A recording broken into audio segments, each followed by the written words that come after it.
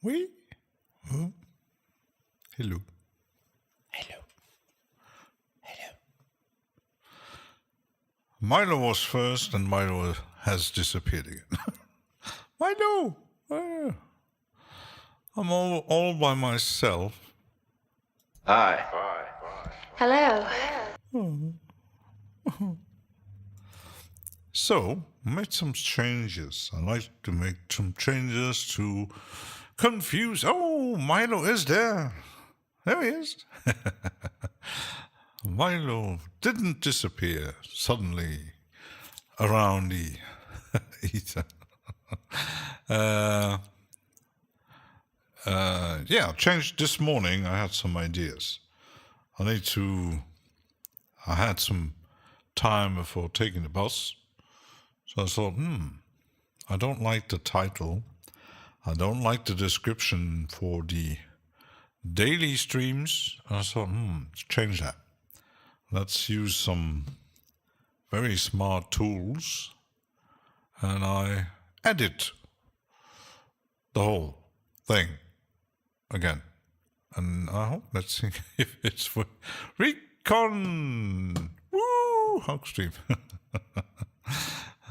Fluffy monster here. How you all doing? I'm a bit tired. Since yesterday, I hope I'm not getting sick again. Damn weather.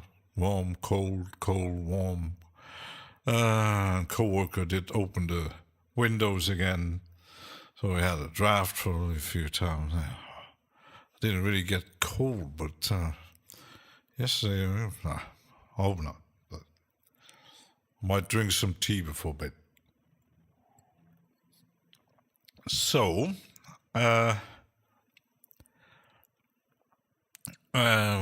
also sick, you know. How is it? Well, yeah, it's these extreme temperature changes and stuff like that. It's a nasty shit. No, that's coming from mom. Yeah, but that's human. Once humans get together, we tend to exchange microbes. Many people with runny nose in the train. Yeah, that's another. Because I'm taking the bus, and this morning I had some weird encounter. I got into the bus and sat down. And it was I wouldn't say bum, but a homeless guy. Already with his at 7 a.m. with the beer. He was clearly drunk, and suddenly. He was talking by himself, and there was an old lady coming into the bus, and she just sat just after him, and she knew the guy, a Portuguese guy. They spoke a bit together, and suddenly at some point he sat right in front of me, and he made some, I don't know, provocation. I didn't understand a word he was saying, but he reacted kind of weird, and I was actually happy to get out of the bus. So yeah, it's kind of, I don't know. By no means I have a car or something. I have a car, but for me, I drove, for work. Drove cars for 30 years. I had to have a car because most workplaces were pretty hard to get to. And I'm actually happy that my new workplace is easy to get to and fast. It takes me 10 minutes by bus, about 30 minutes on foot. Depends on the weather. Sometimes I come back on foot if it's nice and cozy out there. Well, yeah, buses come late and buses are full. So, because taking a car to work, it would take me like 5 minutes, but then I had to pay parking fees, and can't avoid that. So, yeah, even though I will get a new car, well, that's for other things than taking it to work, because, yeah. So just before the stream, I was watching, even at work, I watched a few videos about M-Drummer, and even commented on an older video from Chandler Guitar, who makes a lot of Melder production videos. And he actually responded. He always responds very quickly. And because I was asking about, let me get into my mixer here, open it. About this mixer here. And he said, just check what he actually did say.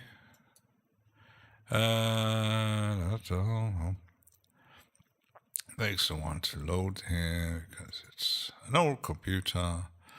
So he replied, they are there so you can mix together different drums and process them. Example, put snare drum 1 and 2 together or group all of your cymbals together. Hope that helps. Not really, still, because, you can't say there's a channel here. So, and I can't change the because,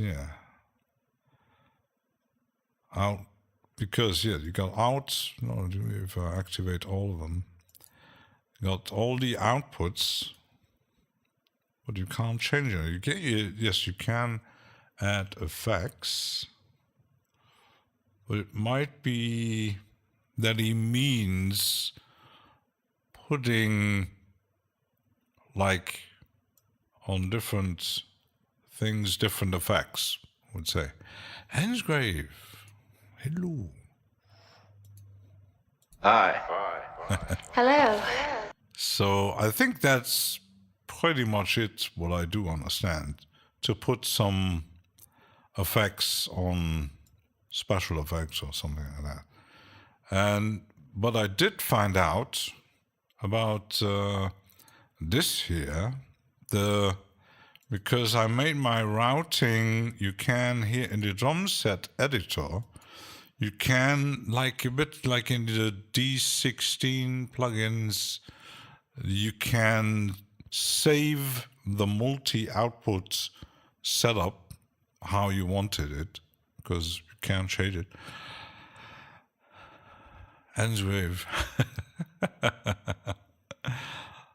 Ensgrave, you might be the number 10 asking me to get the space plan. Yes. I even did get a free copy of TB Pro audio volume thing. Don't know what it does, but it's free. So yes, it's free until May 21st. It's 900.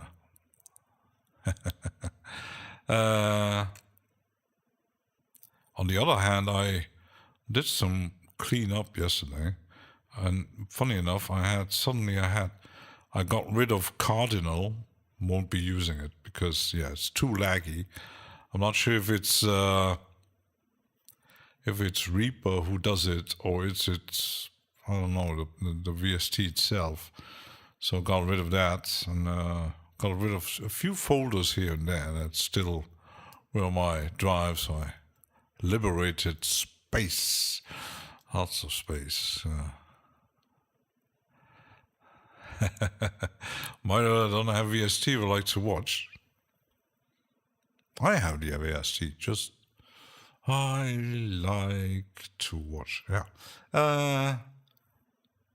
Because he was showing, Chandler showed in the video, when you set up your mixer, you can load a default, like here, default output channels for the specific drum kit you loaded. But it can happen that, I don't like the sound, and you choose a different drum kit, and the mixer goes back into channel 1. So you can say preserve output channel. So if you change the kit, the mixer here, the outputs stay the same. I say, there's a bug in Space Blender. Don't resize to 75, it gets stuck that way, and the knobs go invisible. Well, I hope they're gonna. Yeah, normally I try not to go underneath 100%. I normally keep my plugins at 100 on very, very, very rare occasions I get to put it over 100, as my screens are still 1080. When it's like that, can't use it anymore, so you can't reset it. Oh, that's not good. There's no right. Did you contact support? They could fix the bug. The question is depending on maybe what, because there's a thing with some DAWs do have this kind of thing. I think Reason has even taking snapshots, and Reaper can do internal presets, and if you say just load like save preset as a default, every time you load it, boom, not found away, uninstall, reinstall. Ooh, that's not good. Would need to contact support.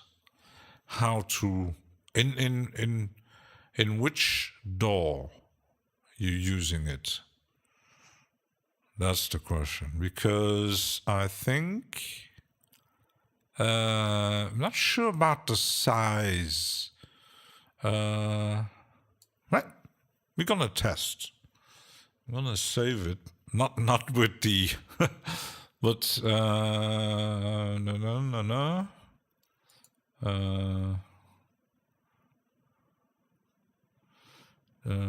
Frames. Is there menu? Modify. I can't make it. Yeah, that's. So I can't make it bigger. Okay. Oh yeah. No. Because I don't have a default here. I did have a default here. Kind of weird server. It looks like MIDI setting. There is the option in Reaper to reset to factory default. Boom. And then I think even, yeah, if I do that, everything I did, like for example, the kit I chose, my mixer setup is all gone. Both in Reaper and in, but might try the option to, with the reset to factory default. The menu to resize the UI is also in the plugin itself. Because I know when you do it in Reaper, you have the options like because when I'm actually clicking on the plugin in the mixer or in the track, it opens just the plugin window. But there is options. For example, if I now click on my track, I open the last, like, view FX chain for current last touch track. It opens the native Reaper menu. You might try that with that action to see if it's, and then try this, reset to factory default. It should resize it normally because, like, for example, I'm going to, let's open the normal plugin window. If I resize it like this, for example, like, or like that, the big version, and I say reset to factory default, it doesn't resize though. That might be double clicking goes into the Reaper window.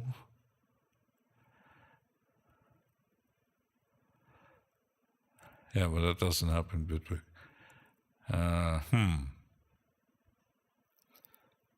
I knew there is no. That's a bit bad. Yeah, I think the only solution would be contacting Eventide Newfangled to tell them, shit, something happened. Oops, there's a bug. So they can react to it. Because even, that's kind of weird. Because sometimes you get plugins, because even this one, the Melder stuff, advanced global setting, MIDI excludes frames. I can change. I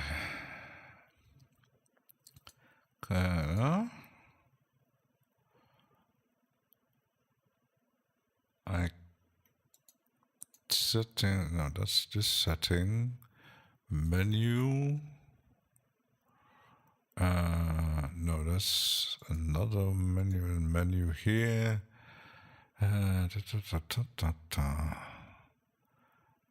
Yeah, Melda doesn't really have a. It just has this thing to drag. Sometimes you get plugins where you can say where there's a button somewhere, okay, change the size of the UI. So actually I can use it in Bitwig. The controls are exposed in the same way. Crazy rabbit. Whee!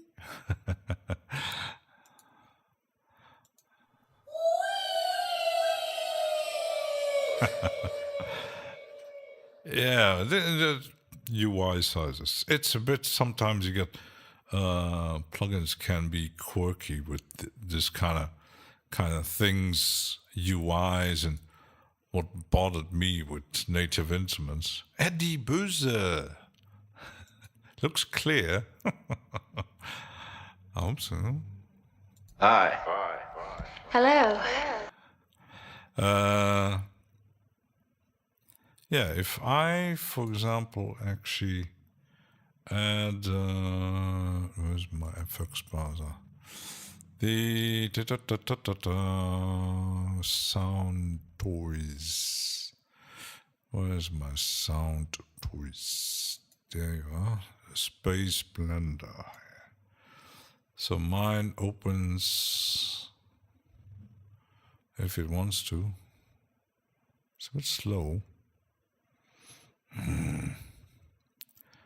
don't know when it's so slow. So you got this. So you can't get into drag size is also invisible. And if you do, let's try my action here with the normal Reaper window. If you open it like that, is the UI fixed it? Found the registry and see the Windows. Ooh, let's see. Ansgrave is a hacker. Because I think, yeah, here's the handle. But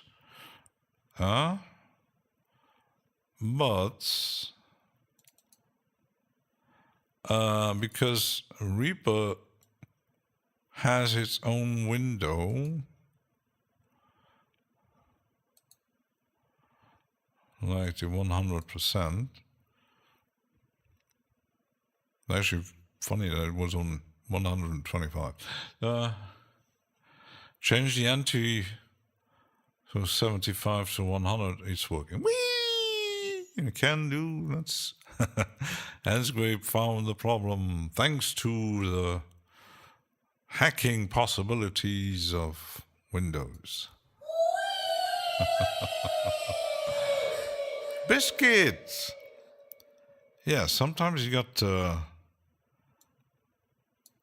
Which plugin I had recently that didn't even had a UI resize thing.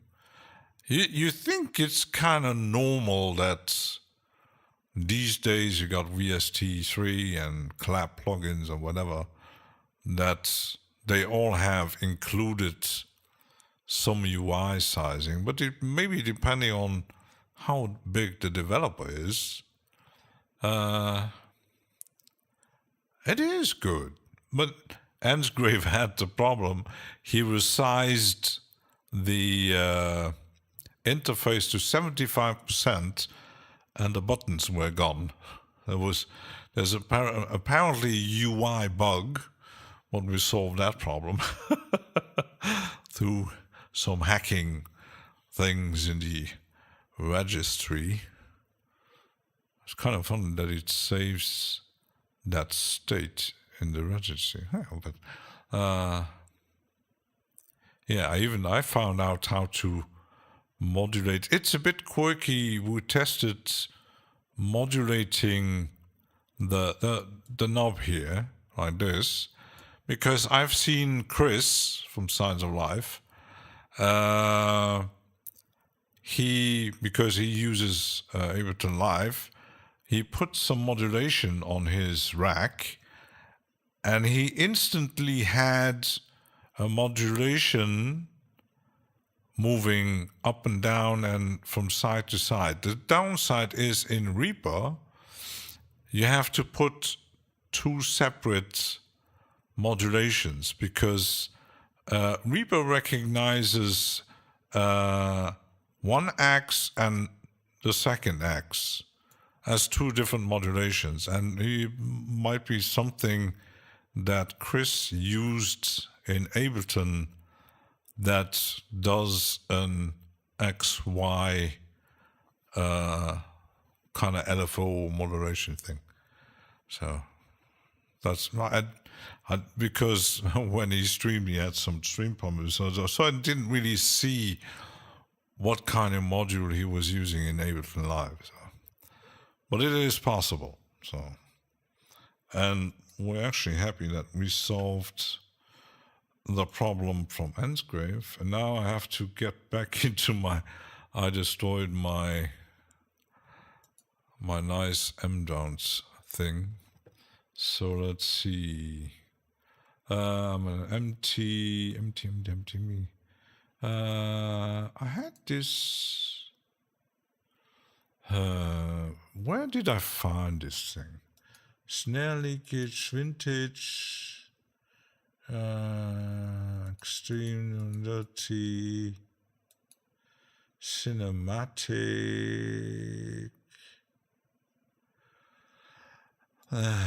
pop, rock, metal. Where did I find that reggae thing yesterday?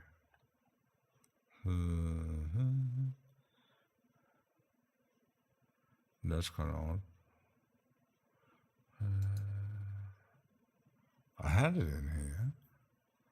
Where did it go on? Oh, I did. I did get rid of Yugi tone drums, and the funny thing is, the plugin itself, the thing was installed, was 21 megabytes, and I uninstalled it. I found the folder where the presets were. Wasn't even really that big, and it was sitting on the SSD.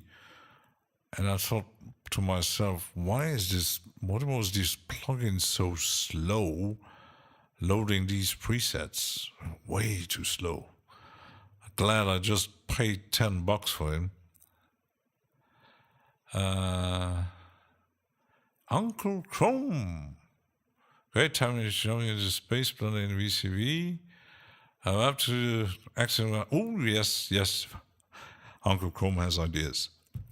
Heavy cap. Is it comparable to black hole immersive? That's a good question. I don't have black hole, so I don't know. So.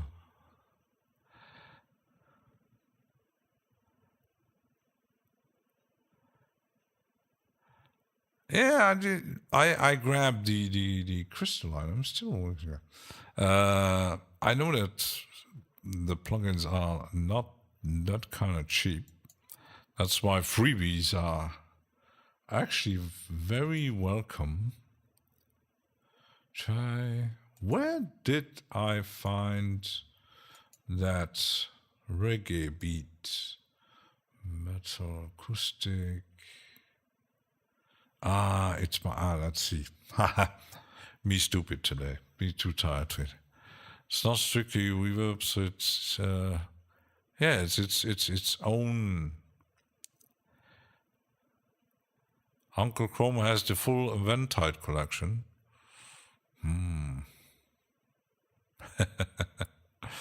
You're making us envy you. I'm from Eventide. I only have one, actually. That I did get for free at one point from some things that I bought on Plugin Boutique. It's the Quadravox. I installed it, never used it, and recently let's try out what it actually is. And it's a kind of pitch shifter, and then there are two versions of it. I said, interesting effect. It's kind of chorus, pitch shifting. Da Vinci Girl has a new upload, composition. I would say it's very interesting on vocals to do some pitch shifting and chorusing stuff, and the bigger version has even more a more range in the pitch, stuff like that.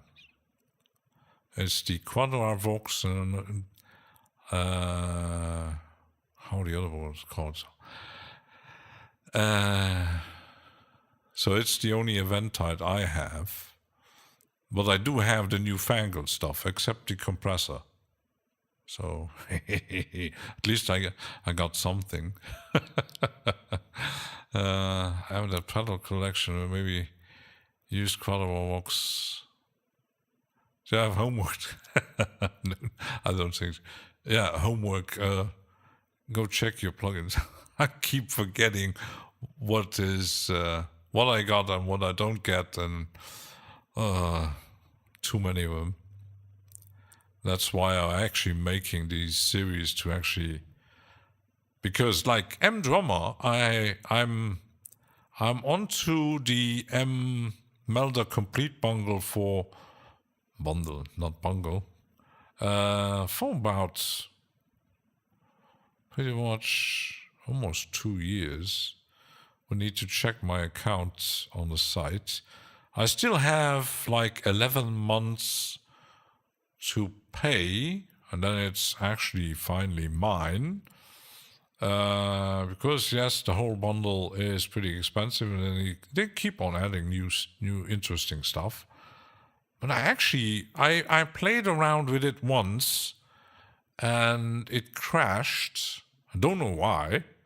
So it's pretty unstable. And I totally forgot, actually, because I had other drum machines, to actually dig into how it actually works.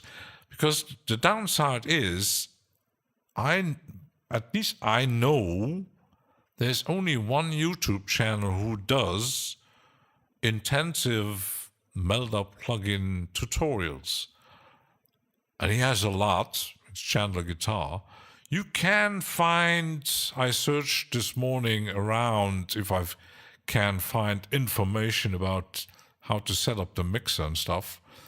I did find a few presentation and how it works, like the typical 15 minutes YouTube thing on different channels, and a few short videos on Melder's own channel. Not very detailed either. So yeah, it's a huge plugin range, and actually nobody actually doing videos about it. And it looks like almost nobody's using it. And I seen yesterday, it's actually far more interesting than I actually thought. It's a bit quirky to get into, because yeah, the Melder UI is a bit less easy to, I don't know, but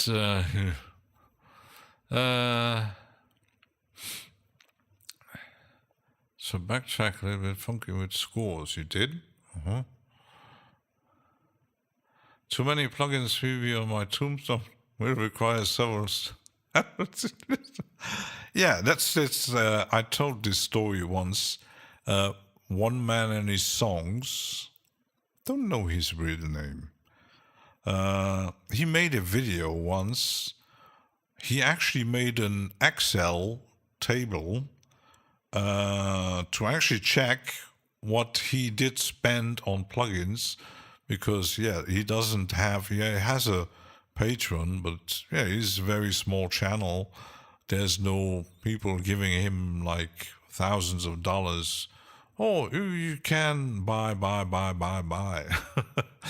Yeah, everything is financed through him. So he made a table to actually look, what did he buy, how many did he spend in 1 year. So yeah, that was quite a list, a few £1,000s he spent. And I can't say, if I would make a list of every plugin and all kind of stuff that I bought, even wouldn't include the gear I have. That is amounting a lot of gear and money. So yeah. If I ask you which plugin makes the typical Phil Collins drum sounds, what do you use? Stock reverb and gates, lo-fi sound with Phil Collins snare, was a talkback mic. Yeah, there are videos. You can find videos on how to do that kind of snare sound. Plenty of videos, actually. I guess just use the drums. The stems is... You could, like, for example, let's...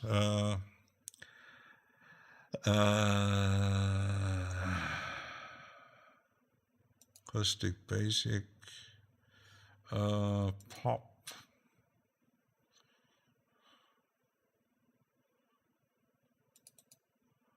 It's loading the drum set. My mixer is now different. Drum set editor, advanced, load output channel, and this. So, if I go to just here,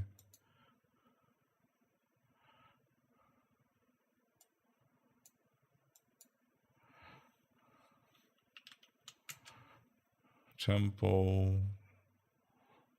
I need maybe to actually choose some rock, blues, world, studio.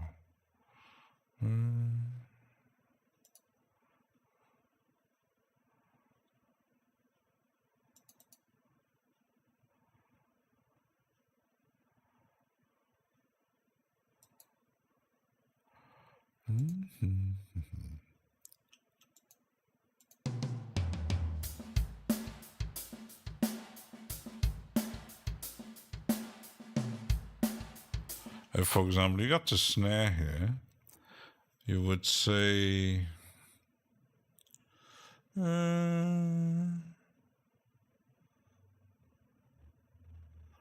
what did Biscuit say? Room compressor gate. How could we do that?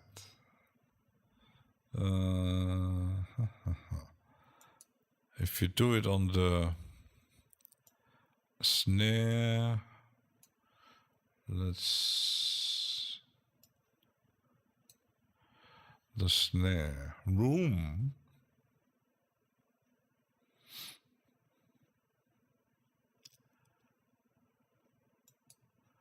What is that? That's the drum strip.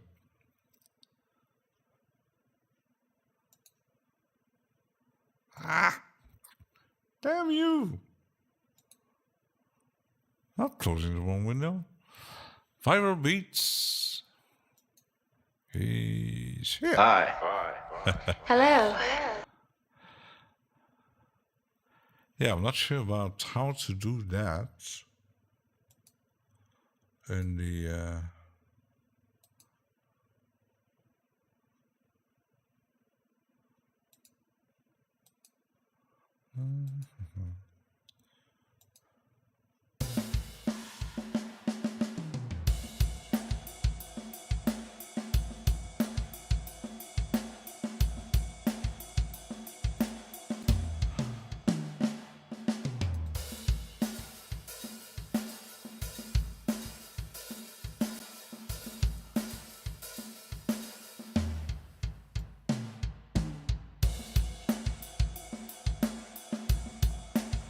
depends on where you load it.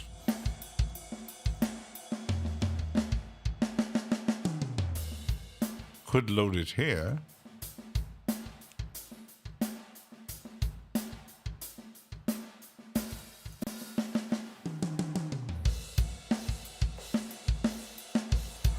let's say it's 4-1.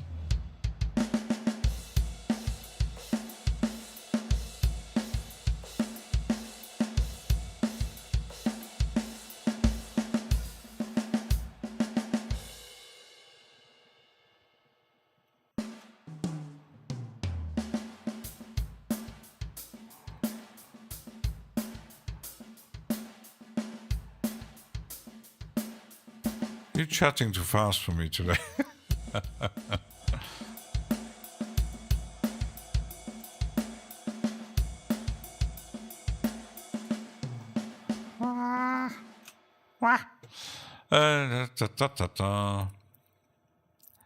have a little under 1,000 spent on VCV commercial products. Oh my goodness, that much? Yeah, I think I could even be over that budget. And then imagine like the people buying hardware. Viral Beats is going to work. You poor lad. I'm finished with work today. Whee! Wait a time.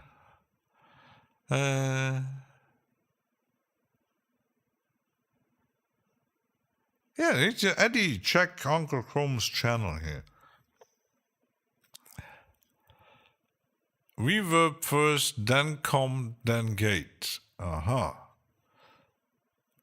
Need to listen to Biscuit. So, what's on snare?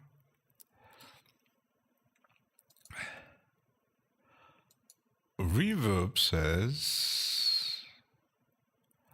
reverb, okay. Then he said and comp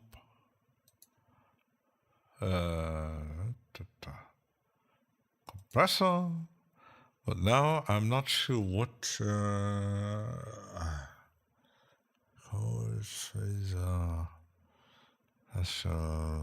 strip.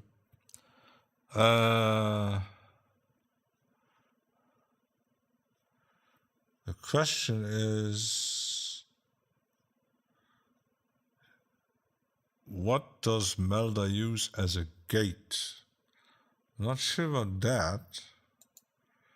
Probably, maybe. I'm not sure.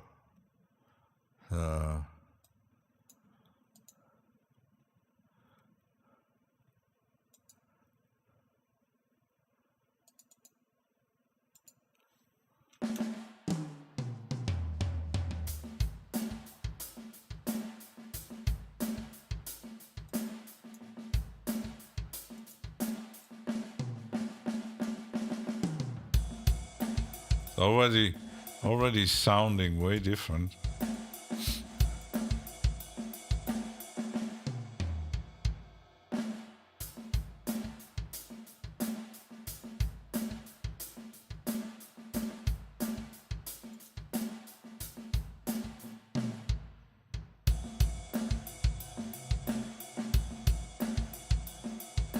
Would be interesting that someone would make a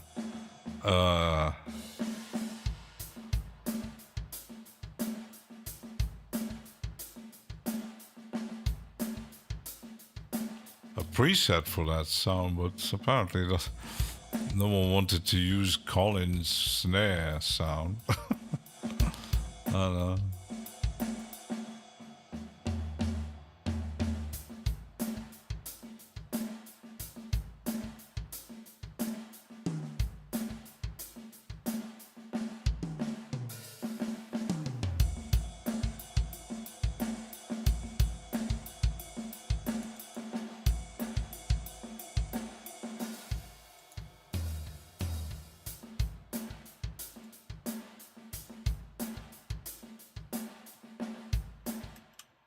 Yeah, it's really hard to.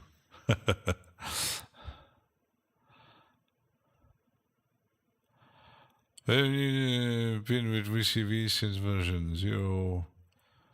Bought all the commercial those days, which made it easy. The other time, Yeah. Tangent designer, possibly.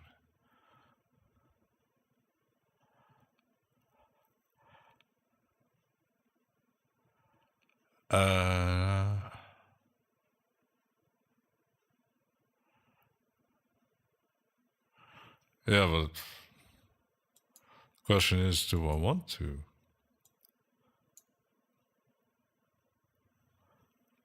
You could. I think there are videos to imitate that with plugins, but so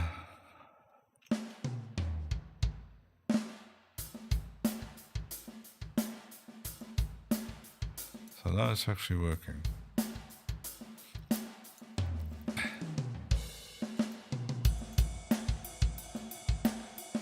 And I wanted to, let's see.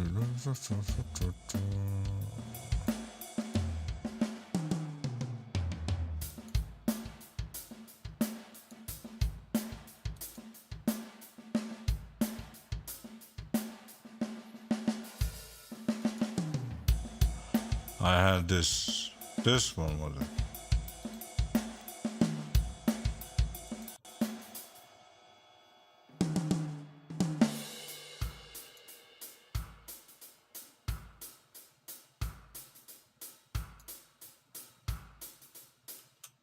No, not something. Here's a bit snappy. Yeah, I can imagine that. But I can't load. You would need to make a specific bus send to actually get there. Carbon vibes. Send fluffy hugs to Viral Beats. The poor guy is off to work. Hi. Hello.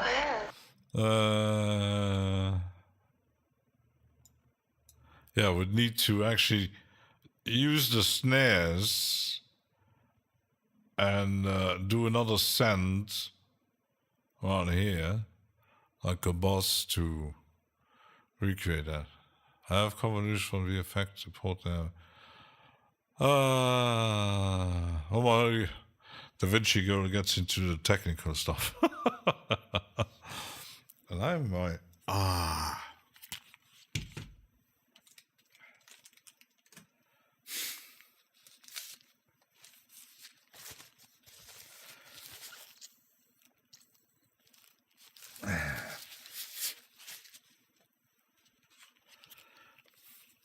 my ears are reacting again very weird.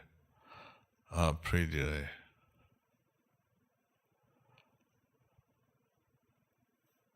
No, I wanted to create a reggae thing, raga stuff. But now I actually wanted to set bar count. They all say 3 and 1.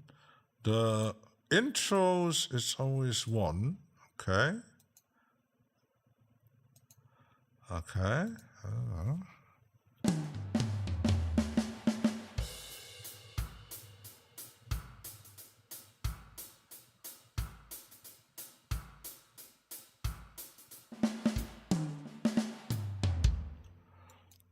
Because I always wanted to find out the rhythm editor.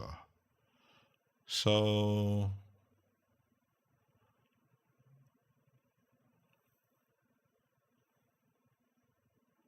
if I play it.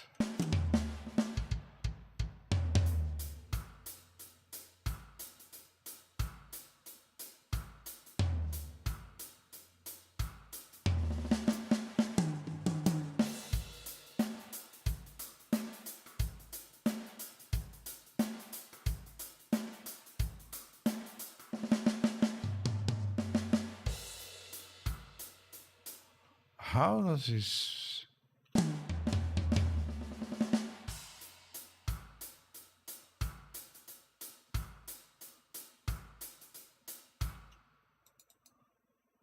That? Okay, that I get. Oops. That I got. Okay. And this, it's always one bar, okay? But here says bar count 3. I still got the impression that even though when I click on this, it shows me this, quantization, that is this.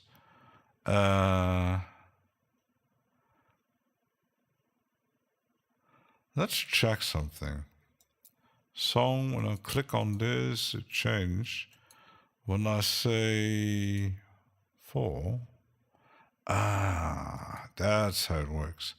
So it's kind of how long it loops. Not too much technical. This effect was used for thousands of recordings. It's sort of drums demonstrate to try. Yeah, I believe you totally. This world needs a hero is here. But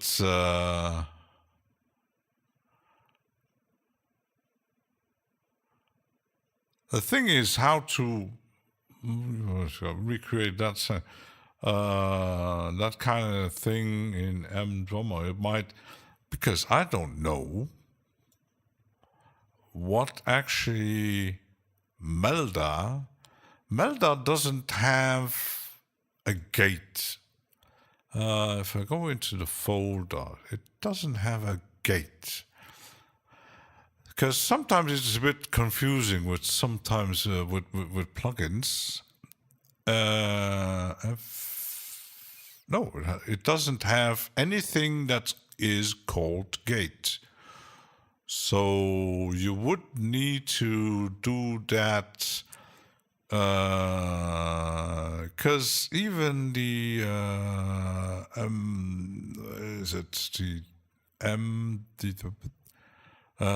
the M drum leveler.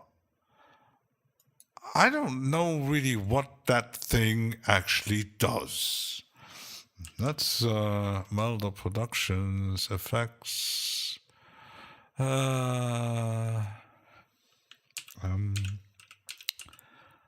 Leveler.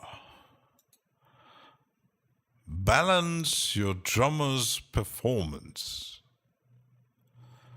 Unique tool specially designed for drums and percussive materials. It improves the drum performance, stabilize drum hit levels, remove leakage and ambience, and lets you control the drum hits better than you. Yeah, they might call it drum leveler, and I still would say it's a gate. It's a drum gate. Why not just call it fucking gate? I don't know. So, yeah, I think we would need to use that one to kind of achieve the effect into the, because M drum replacer is something else. M drum strip is actually a bit like the SSL drum strip. And yeah, that's pretty much it. And drum enhancer is again something else. So sometimes with the Melda plugins, it's a bit confusing what is what. Maybe that's why some people don't like using it. I don't know. But I found out what this is. So that's a good thing. So I could say, sadly I can't change it here. So the intro and the breaks, they are fixed on 1 bar count. I can't change them. Even if let's see if I go here.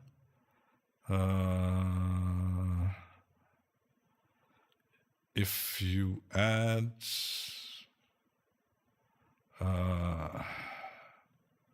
where was that? Oh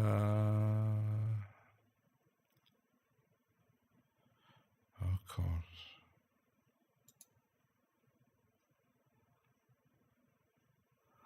doesn't even have. That's just something annoying me here. Follow MIDI. Friends. Fantasy. Advanced. Silence. Audio recording. That's not it. There's no tooltip. No. This is that, but Melda doesn't have any tooltip. It has that, but yeah, pretty much uses crap. I want tooltips. If I hover over some thing, I want to know what it is. I like tooltips, but yeah, can't have them. So,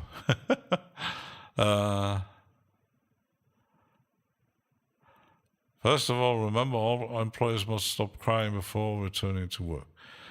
Yeah. Yeah. But I don't get this one. What is that?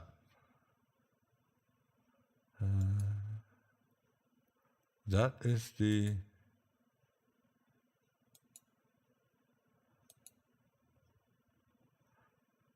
different what? Different version of a break? I don't know. That's why I would be having an interesting tooltip here.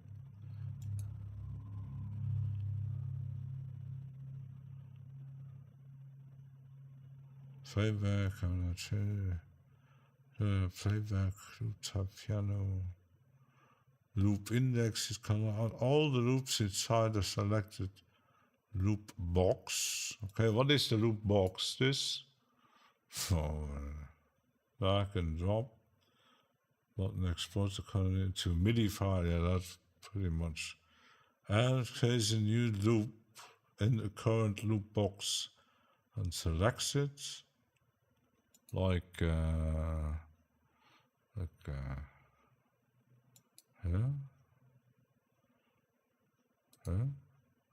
That I get, okay.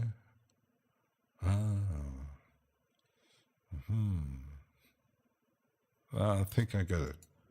I think I get it. I think I get it. Slowly I'm getting it. Oh, yeah.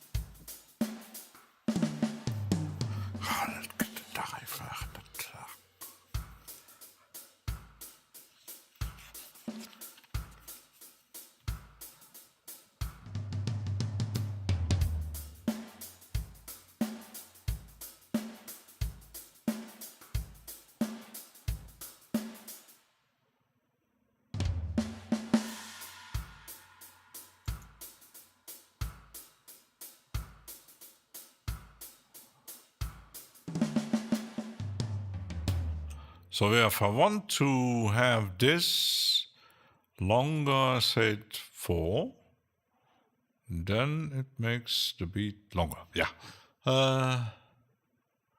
Slowly but surely always works, huh?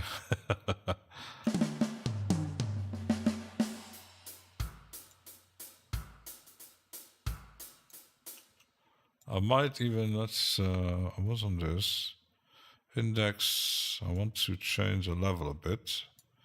Because, yeah, it's a bit low.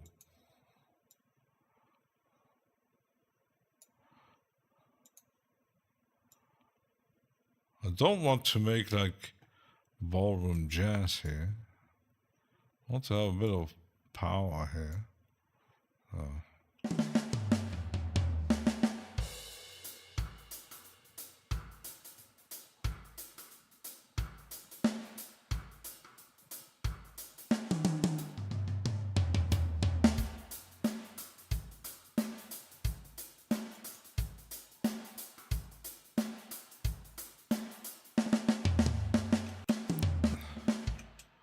Yeah, now it actually loops because it's my Reaper thing here is active.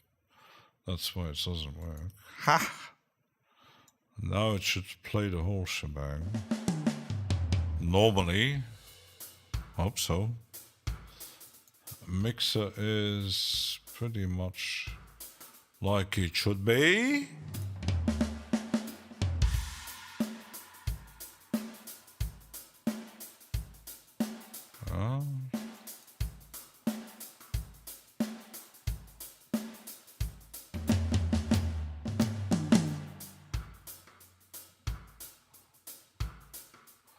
It always has a... I don't know if you see this when the playhead is playing. It has sometimes a little glitch. So that, like that. Boop. It's kind of weird why it does that. There. Not always. There. It's very weird. Very odd. This little glitch. Kind of weird. Oh my, time flies. Let's take a break, and I need to clear my ears a bit. It's a small glitch in the matrix. I think so. Let's be right back after a short break of pause screen.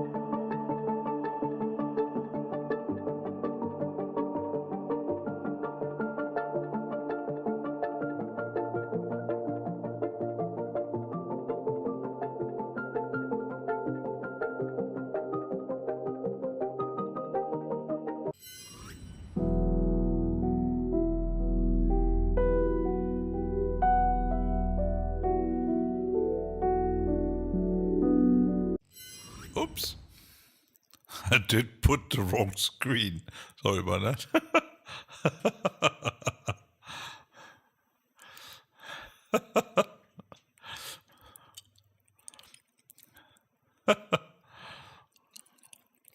I'm back. Still clotted ear.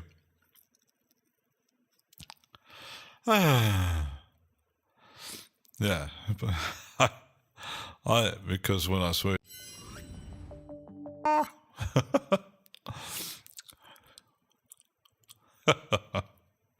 Yeah, I'm coming back. Ooh, shit. It's the end screen.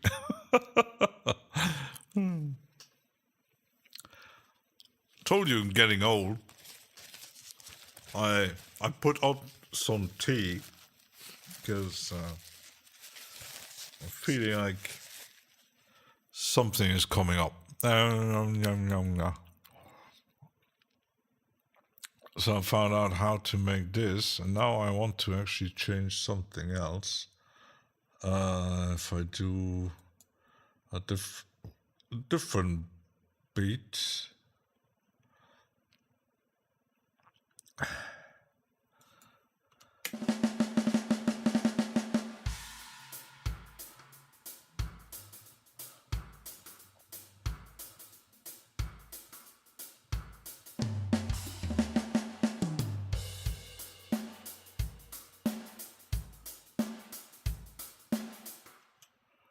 And I can edit.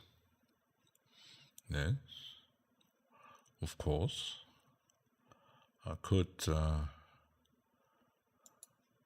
another snare.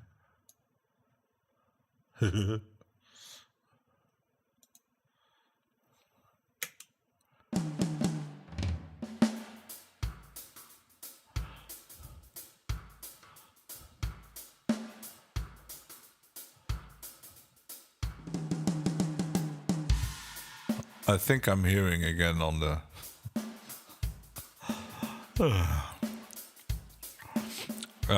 Mac is better than a movie file. Yeah, I'm no specialist with video file. I want to make this whole thing louder. Because even this one, it's way not loud enough.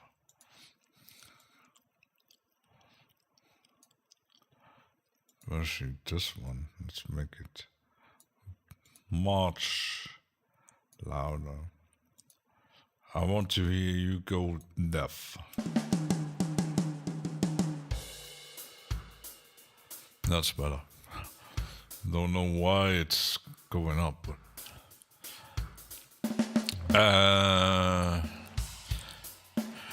my OBS setup.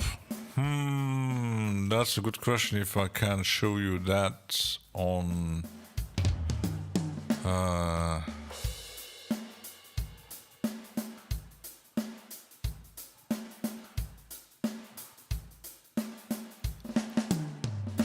on a live stream. You mean maybe let's pause this. I could show you, let's see, it's the I could show you this, that I can show you. I have, for example, that. This setting,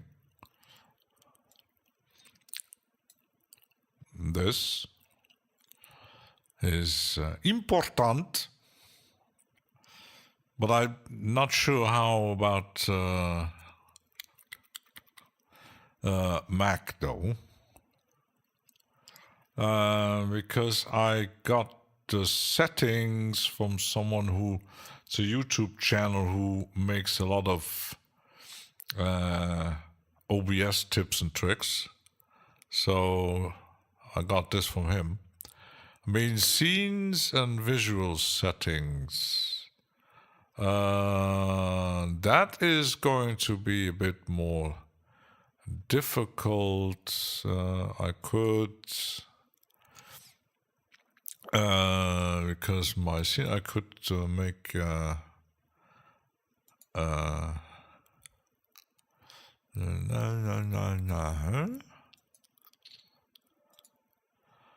this.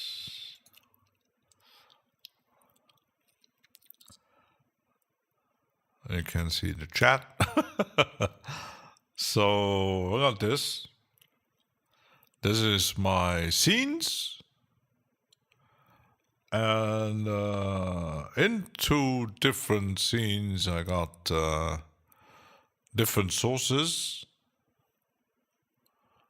from video and audio. Because some people might be confused with scenes and sources. Can be a bit confusing. Because from scenes I got like the beginning, the live setting. The live setting is the only one who has actually audio, the microphone. Can you do layers? You can do layering in the sources. It kind of works like it works like a video editor, and I think it goes from top to bottom, like in most video editors. Like in GIMP, but for it, yeah, it works if you know how the shortcut works. Never gone live too nervous. Is it the desktop? Yeah, it's a desktop view. This is the desktop full, and the rest is of course Stream Deck doing the different scene. I can't even shut down my camera. Like this. Should work, but it sometimes doesn't. But I can do. I might need to get rid of the some things I did set up that don't exist anymore, because I got the pause and stuff like that. Biscuit spend money on all the gear and anxious to use it. If I do desktop view, put my audio in my second audio. You might really need to watch. I can, let's see. Because I think if you understand Germanic,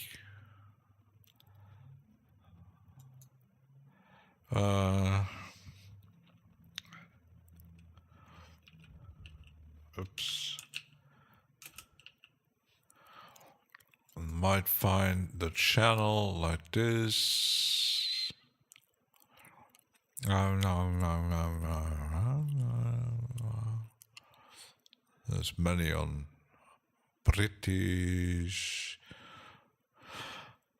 many old videos.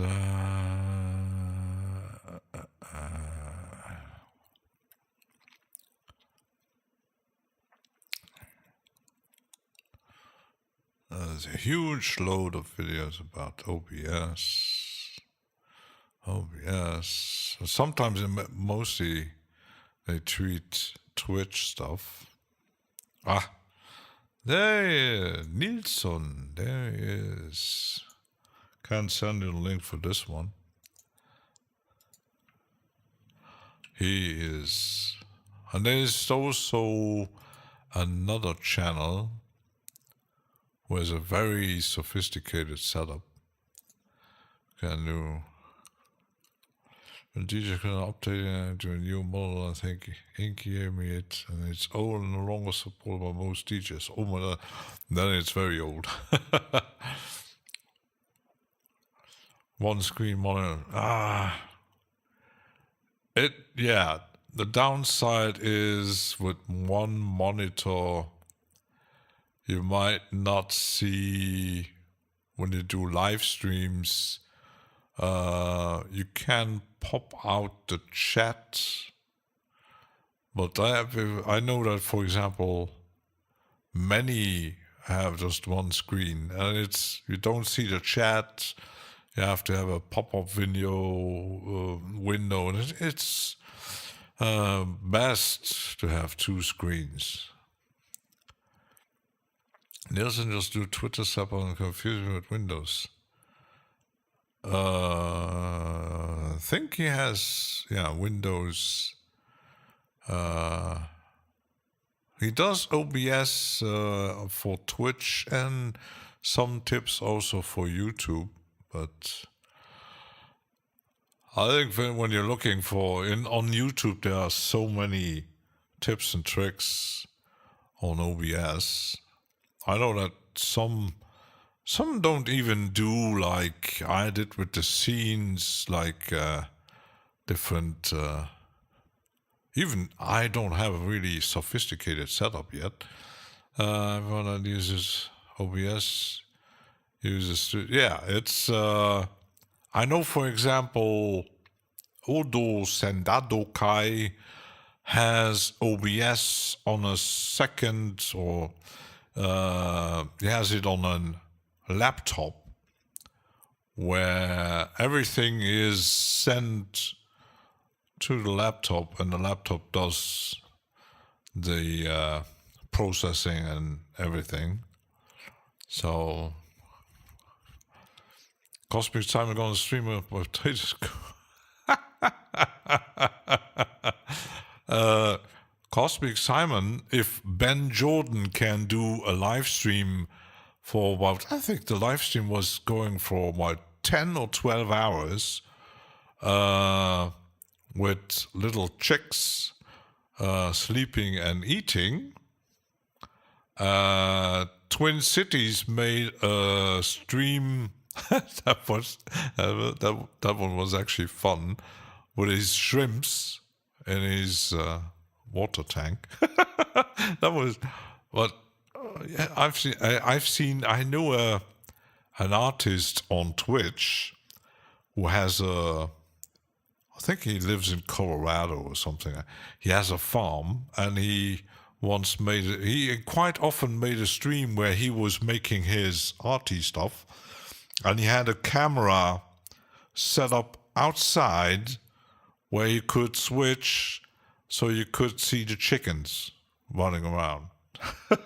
So they should do kitten cam. Yeah, tiger whale, do kitten cam. I don't have a kitty, so I could do a fluffy monster cam. That would be an idea. But I only have one camera, so maybe one day I get a second camera and do a close up on my mascot here to confuse people even more. I'm gonna grab my tea. Be right back. Ah!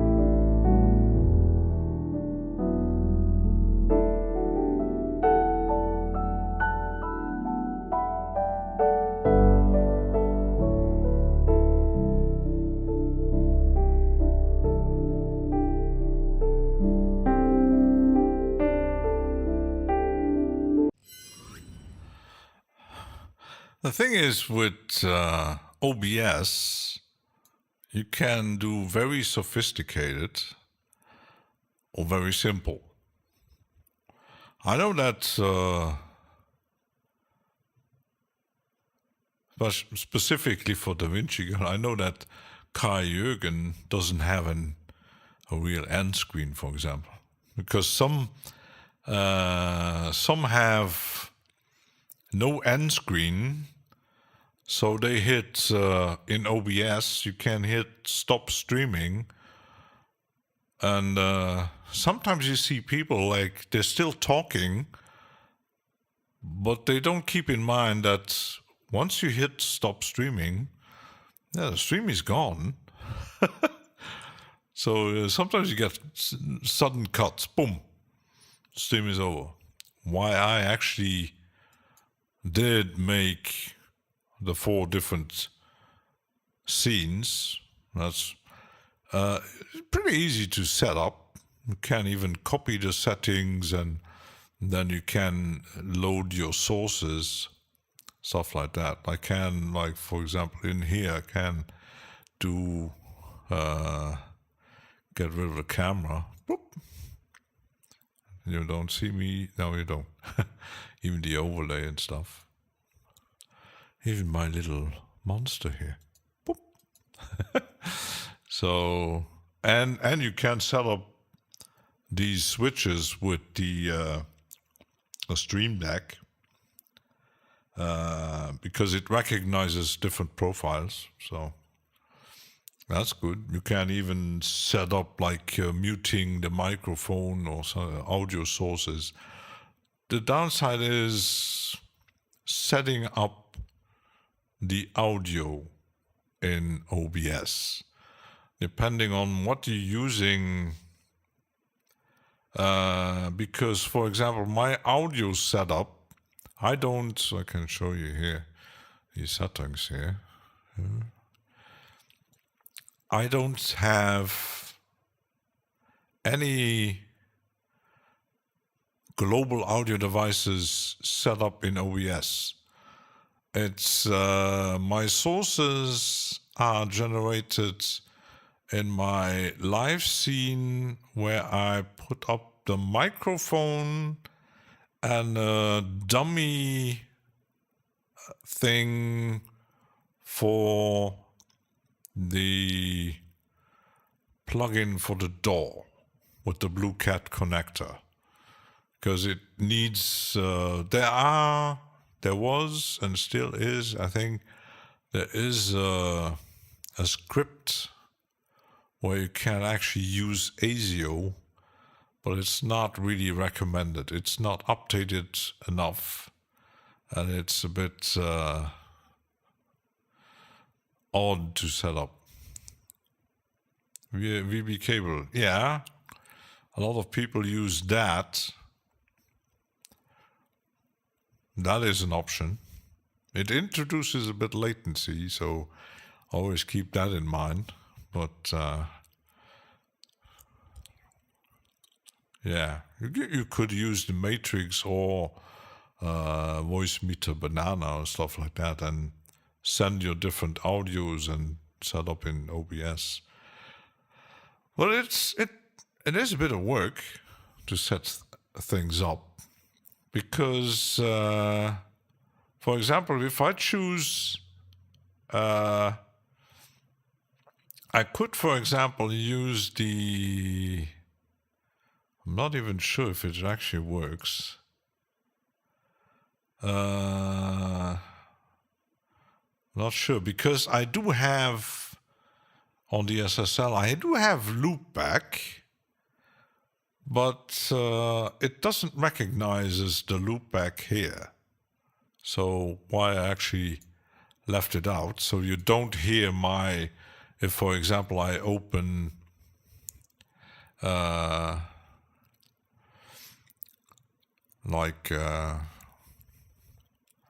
oops, I lost my chat here. I lost all of you. Why did it that? What was I saying? yeah, the audio stuff. Oh, I lost my. Yeah, hardware loopback doesn't. I can use it in Reaper, for example, if I do, for example, a channel here. New track. Okay, put it on here. I can use the loopback. So you could hear when I open YouTube or my browser in Reaper. So that one would actually be sent back into OBS. So it picks up the sound of the. If I do it's monitoring off.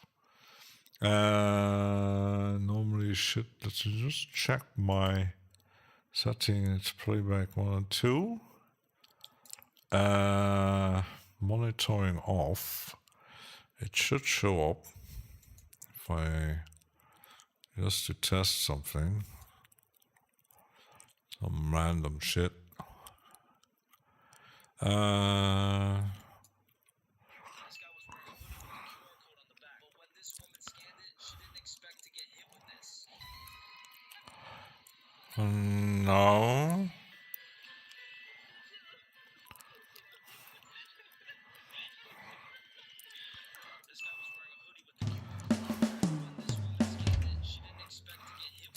No, that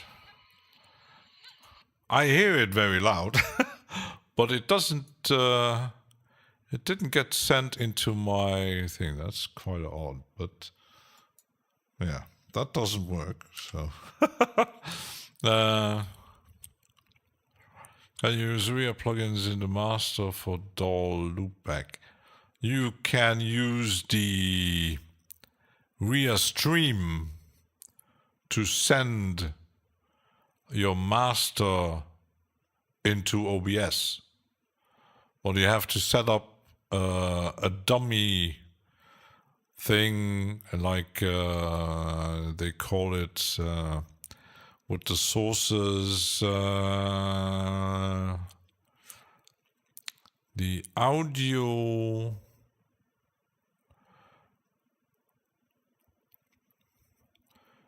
Or something else, depending on what you use, audio output capture or something, because you need to put the VST into OBS.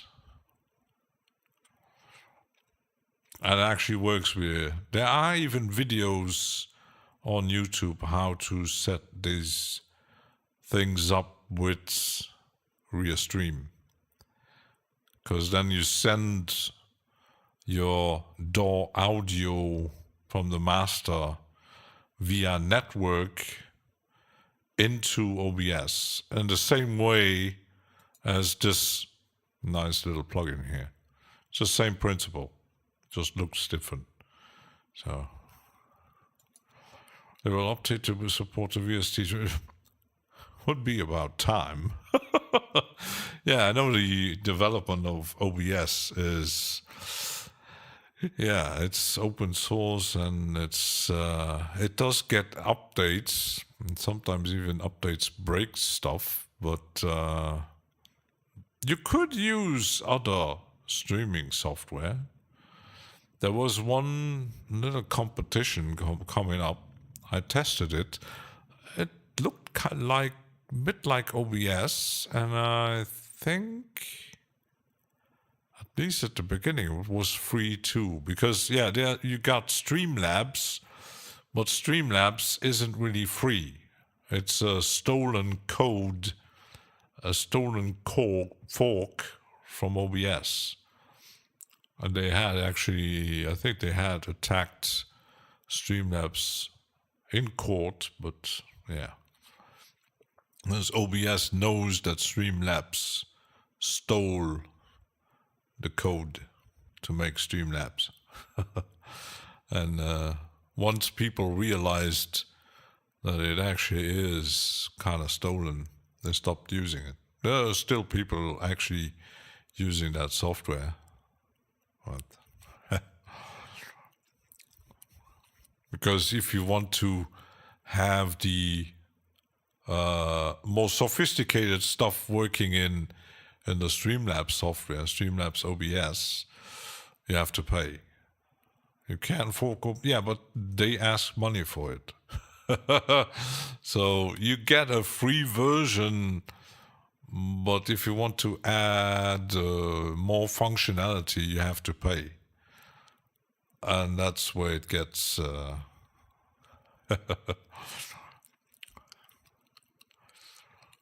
that's where it was going. Oh, you guys, yeah, you made a fork of OBS and now you're asking money for it. Open source means not free, yeah, but they still stole it and asking money for it. That was, yeah, kind of quirky what they did. And if I'm not mistaken, it's a Chinese company. So. Streamlabs OBS. I think it is. Or something about that. So.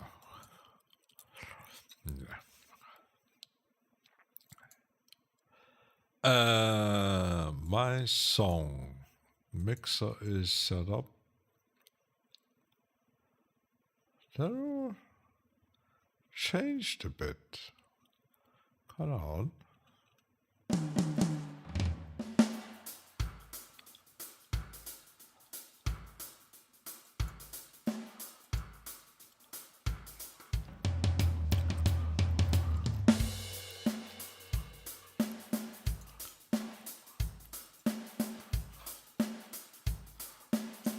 Yeah, on that one he actually used the same plugin here.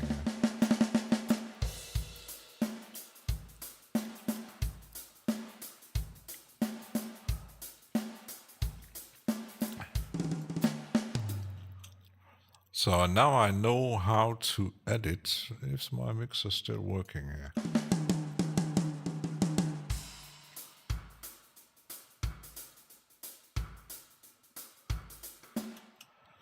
I will make this one a bit longer to get it more interesting. I'll leave the breaks to 4.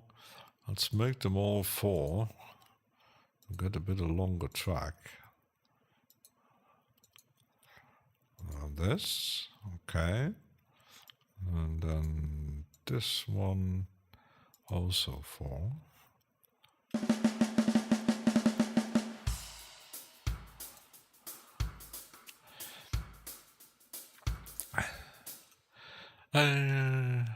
Have read the new license. It's okay to use open source code and sell it. Oh, it's where it is from. And I think they didn't say. Because, yeah, they actually named it Streamlabs OBS. But that they used their codes, I think they didn't. So it was... I've seen a video about that affair, and at some point, the guys who developed OBS and said, yeah, just leave it be. They want to have fun. The downside is if you stream on YouTube, you got a lot of options that don't really exist, like on Twitch, like alerts and all kind of commands that you can, because YouTube is, from the streaming standpoint, is pretty much still a toddler, because there's so much functions missing. I think you can use different settings, like even if you use certain bots, you can set up, but even most bots that you can use in OBS and streaming, they do like Twitch more than YouTube. Can I show the guys the Nivo website? What is Niveau? The Niveau website.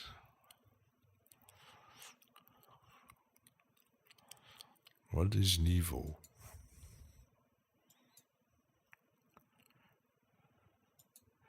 Niveau AMS for search. Huh?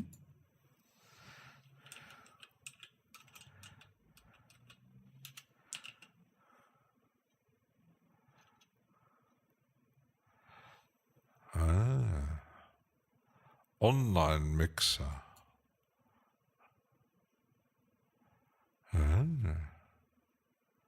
Aha.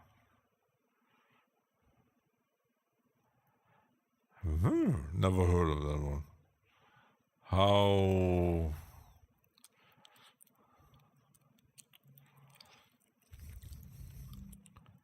Does feature Reaper here.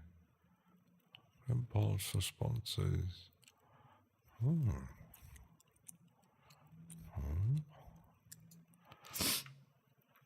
Never seen that one in action. Why do you have to pay for it? This one. Online mixer.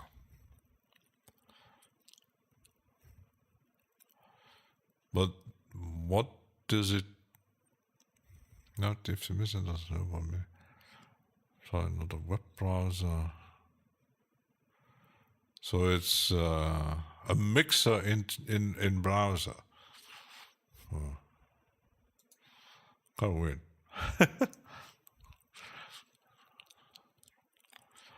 I have controllers done and sheet.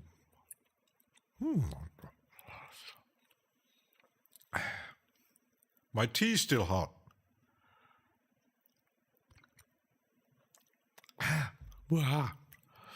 So if I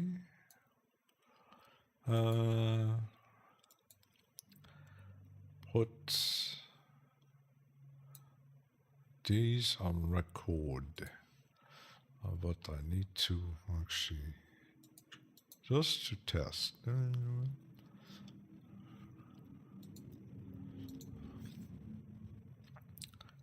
Huh? No, there's no loop going on. Let's see if I record something.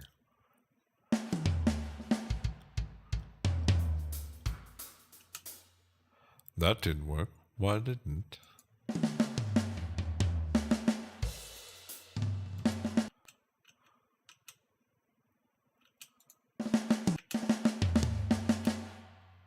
Yeah, if I don't hit record, it doesn't work. Oh, I really get confused here.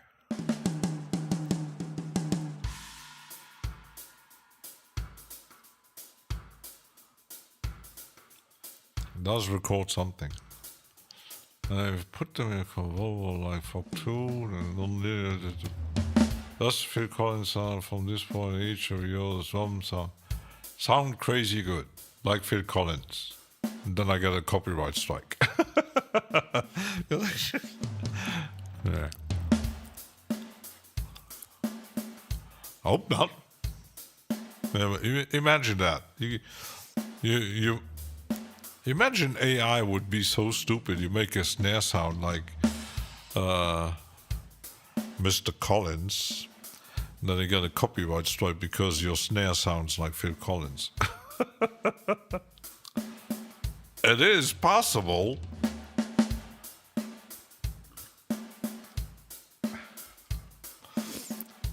Especially with AI these days.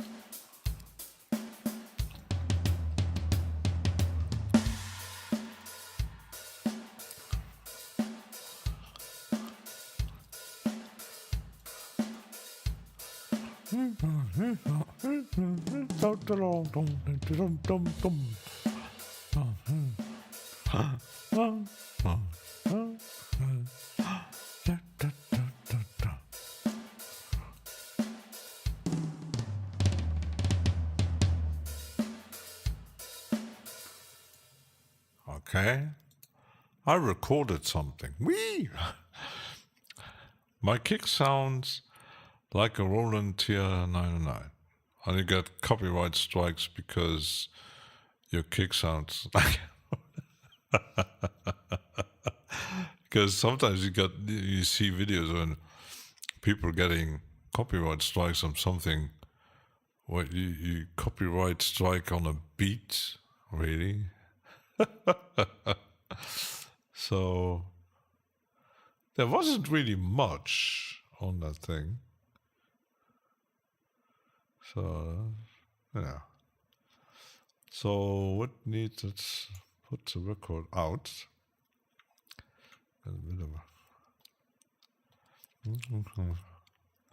So,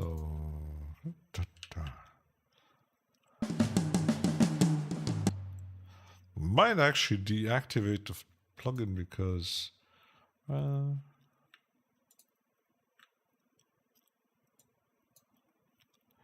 that's, oh my goodness.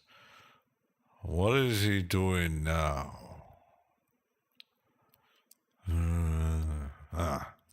I didn't want to open it. I wanted to... What the heck did he do?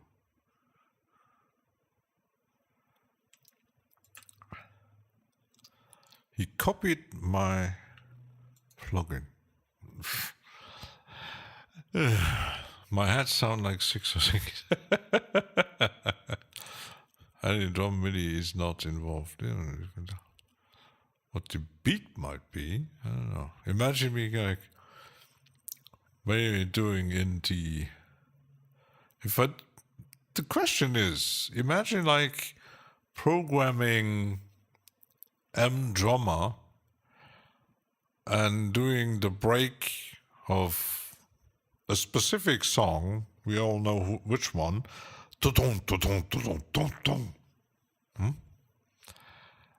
And then you play that on YouTube. It's a short... Yeah, it's still a drum. No, but... Still... The famous break. No. Especially these days when they're actually having AI bots listening to streams and videos, and sometimes they try to copyright stuff where there is actually no copyright on it, just on loops.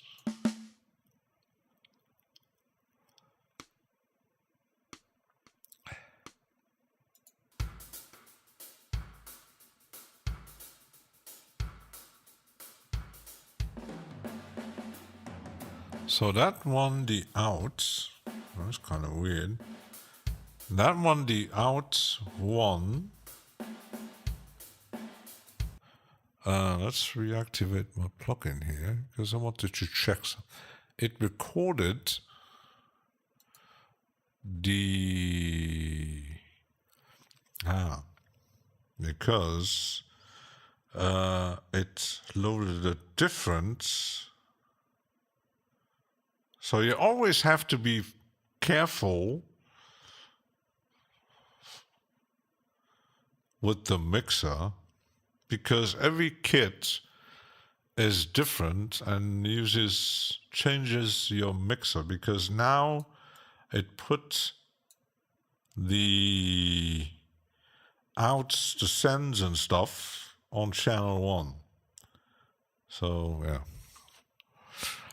kind of, you shouldn't do that, but I'm going to get rid of the recording. Let's record everything out. I'm going to change my mixer setup. Let's try something. Drum set editor advanced loads output. Okay, so that is still, it loads these, so it doesn't load these. So I have to check them specifically again. I'm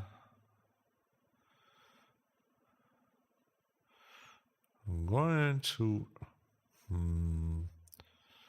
put everything on 15. Oops. 15.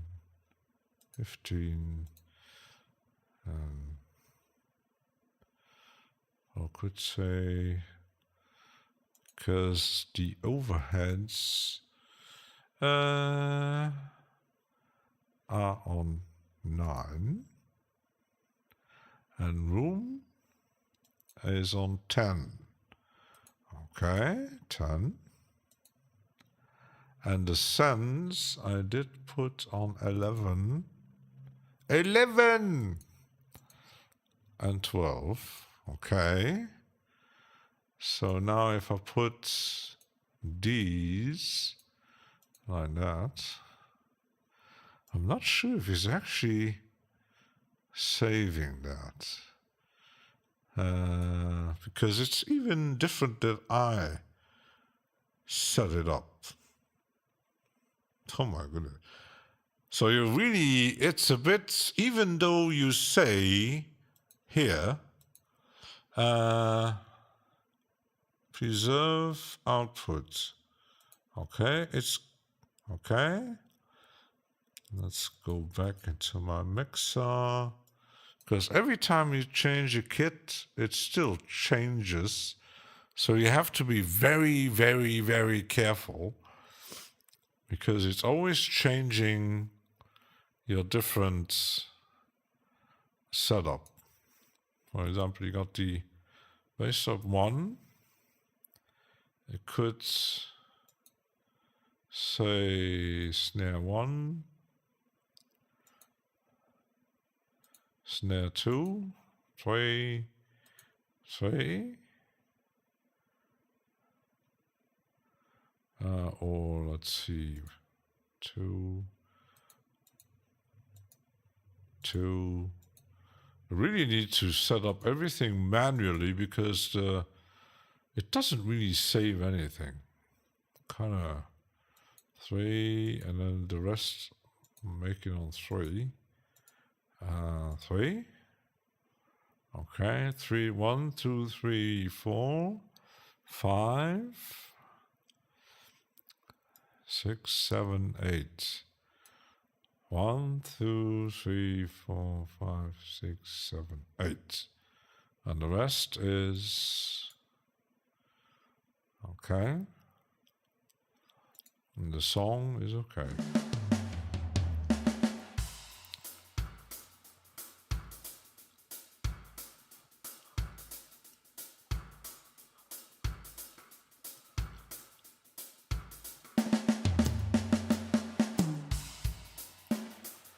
There's actually no real sound on here. 9, 10, 11. You almost don't see it. Just a tiny bit. Just a tiny bit. Is it the melody thing? Yeah, it's M Drummer.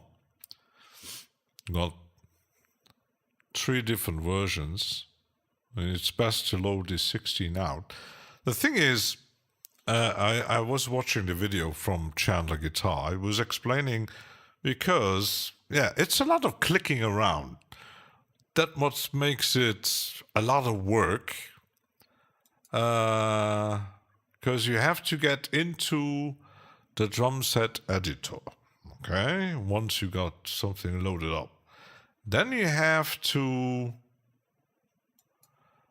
really say this, preserve output channels, because, for example, if for now I decide I got my song, but I don't like the drum sound, and now I go to, for example, quick setup, instead of using like these, I want to have a different selector.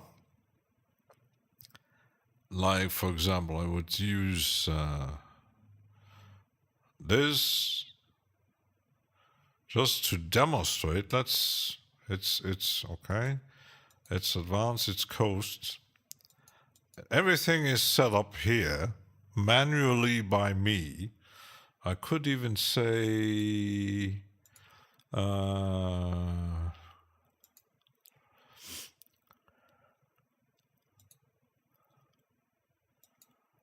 yes, okay. Now I changed the sound. I still have this going on, but I changed the drum set. Loading drum set. It shouldn't change my song, normally. It didn't change my song. Now let's see the mixer. It should, you see? It shouldn't change the mixer, but it changed the buses and the overheads. So these, they actually were saved, even though I said change to another kit. These don't get saved. So you have to be careful. So you have to set up these again manually, because they don't get saved with this. Save output channels and preserve output channel. If you change your kit here, the overheads and the sends changed back into one. The only thing you could do, that's another option, because if he keeps on having these on channel 1, which is kind of stupid, because when you load the multi-channel into Reaper, it recreates the... I just changed the name of the sends and the buses, because the output normally should be the kick, the bass and stuff. But when you look at the mixer, it would be actually easier. Yeah, it's bad. It's not well made. These shouldn't switch when you change the kit. These should also stick here. So you don't have to, when you change the kit, oh shit, my mixer is set up, I have to get back into changing my overheads and rooms and sends back again. It should be saved, because apparently how it looks, it only saves the sounds, these, the percussion, cymbals and toms, like the normal, I would say the drum microphones, don't get changed, and these go back on channel 1. That could be, I don't know, maybe I'm making a mistake, but it looks like I'm doing the same thing like Chandler Guitar said. Put a little thing on here, you could save it, and yeah, but still, what could you modify a kit and save it as a new kit? I think you could. You could. To really, like, you set up your sounds, your drums, your sends, your channels, and then save the whole thing as a preset.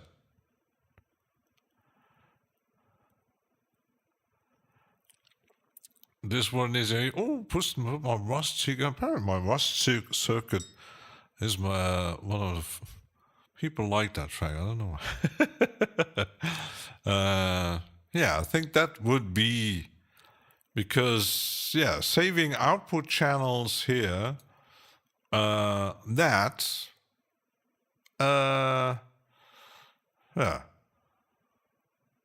Creates new directory name. Yeah, because it doesn't save these channels that you still can set up, but they don't get saved with when you save the mixer here.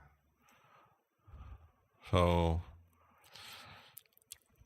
that way your sense would be the same in the kit. You would you set up your song, your effects, and really have to copy the whole setup as a new preset. Save over them, or just create a new one, kind of, because there aren't really. For example, here in the global presets, that's kind of a weird thing.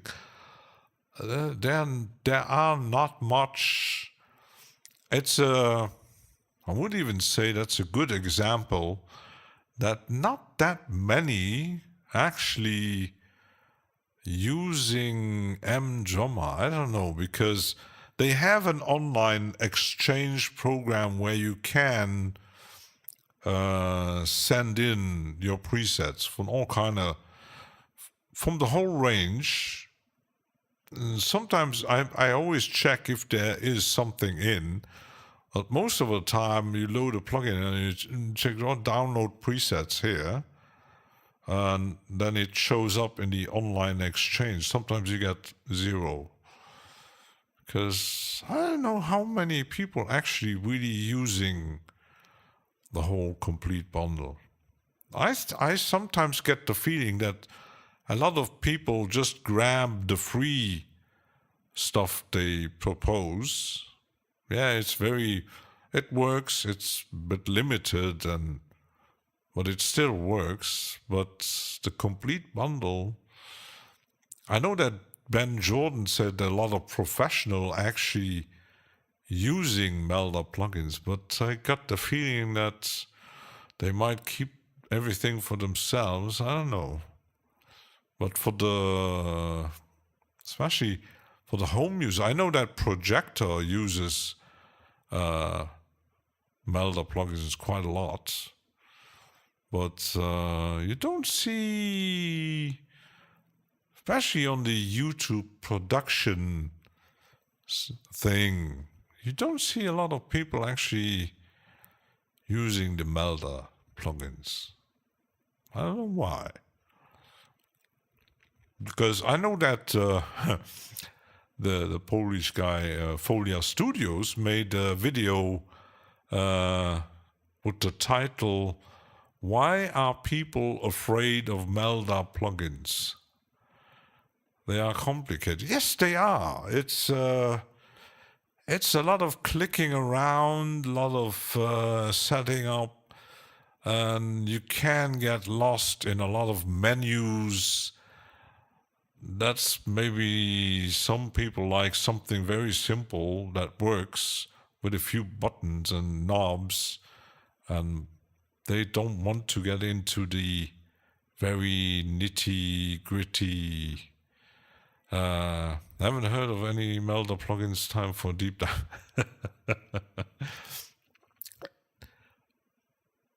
When you look at it, the complete bundle, it's at the moment it's 116 plugins.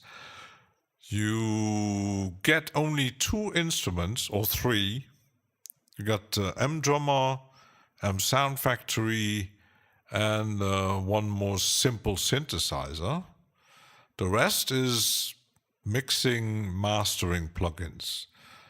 There are some pretty powerful things in there that not a lot of people know about. Because, for example, one of the crazy ones, you never see anybody using it.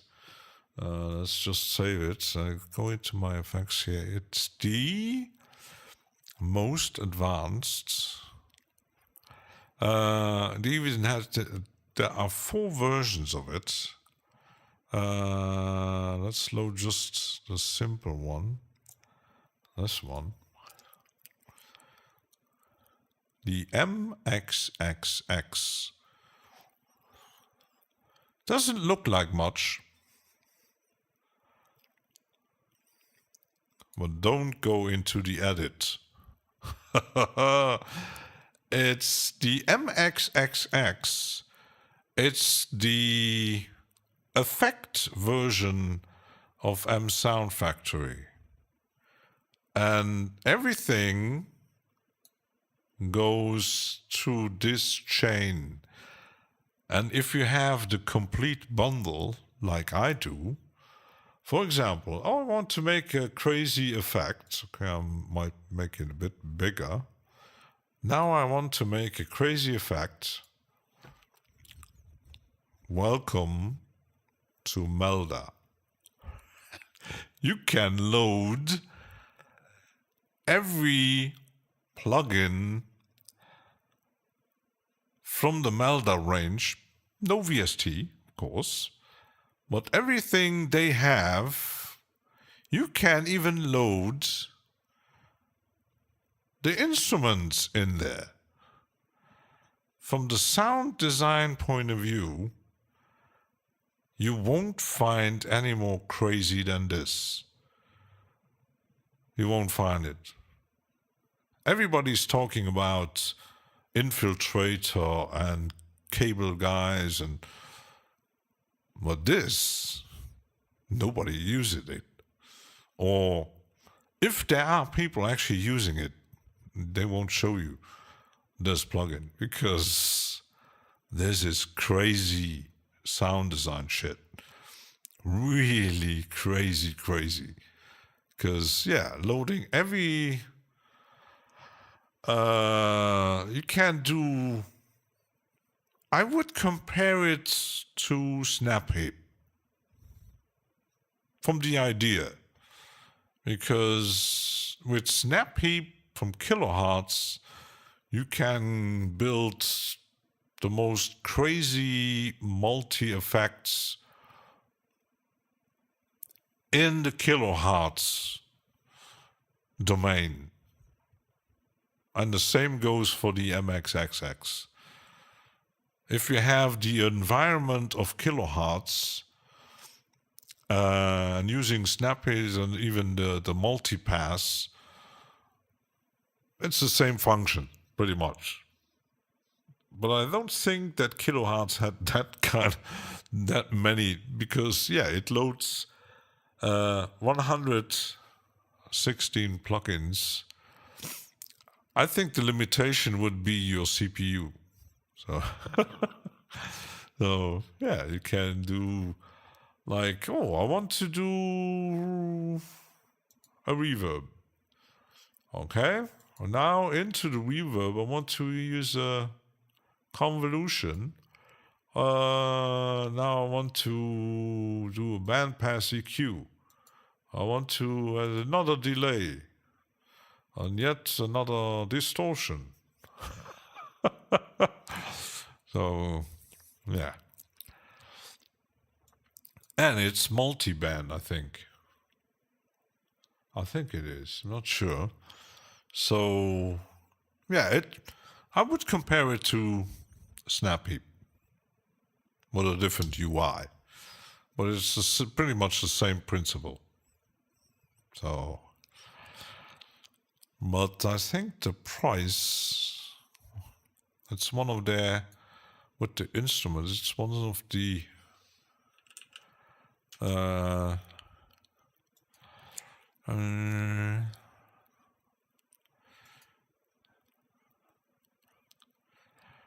think it's in the unique tools. Let me check. Yeah.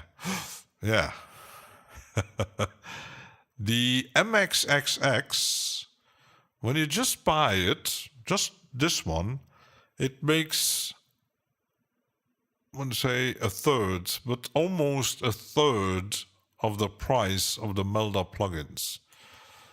So I'd rather get the whole bundle, because that thing costs 999 euros. On 50% discount, yeah. On 50% discount, it's still 500. So, but not sure if you buy it, if you how much effects you will get if you buy.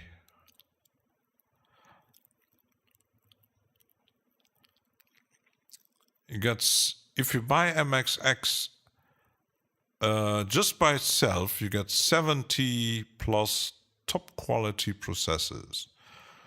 And with if you have the complete bundle, it's even more. So free 38 plugins. Yeah, the free. Let me check on there. The free effects.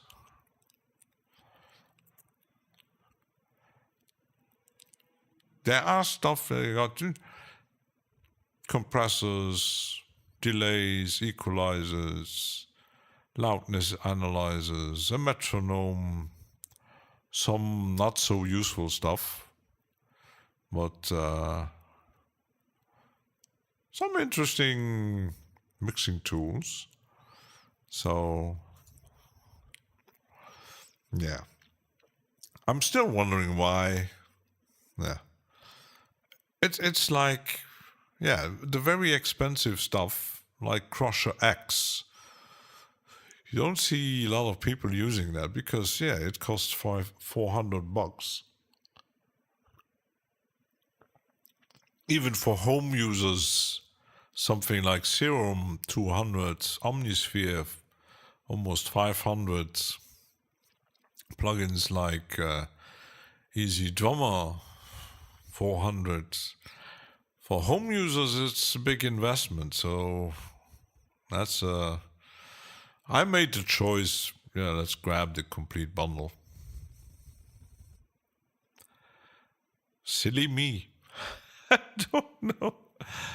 But the good thing is, once you have it, you get everything they publishing. Like recently, they published that M-Compare thing, and apparently, it's pretty. Once you know how it works, it's a pretty interesting plugin.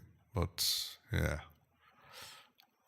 so start out with the free and see if you actually can comprehend the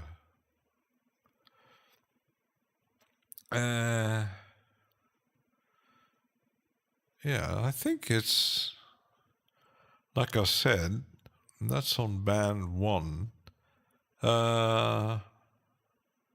Depending on how you do it,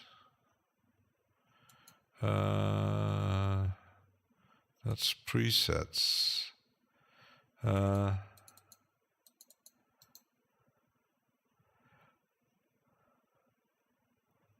You imagine it's multi-band.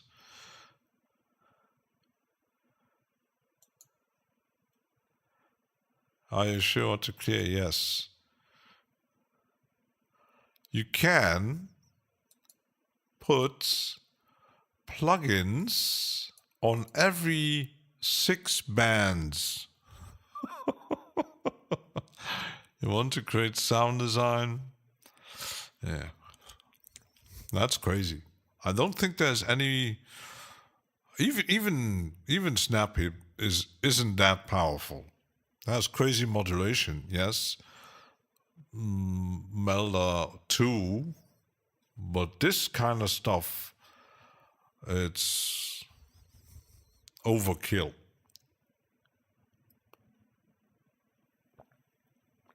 What this thing can do. And Ben Jordan said he made I think it was a live stream or video. He once made a video about M Sound Factory because he has it. And he said, once you really, for someone like him, or even, I think Venus Siri uses it too, not sure. It's a sound design monster. It has so many possibilities to create your own sounds, your own plugin, almost your own synthesizer in that environment if you know what to do. It's like Falcon kind of thing. I wouldn't compare it to Contact anyway. Contact is a different monster. So, but in M Sound Factory, you got every sound creation module, like every synthesizer, from normal oscillators to AM, FM, granular, sample based. Can do anything if you want to dig into. So, so yeah.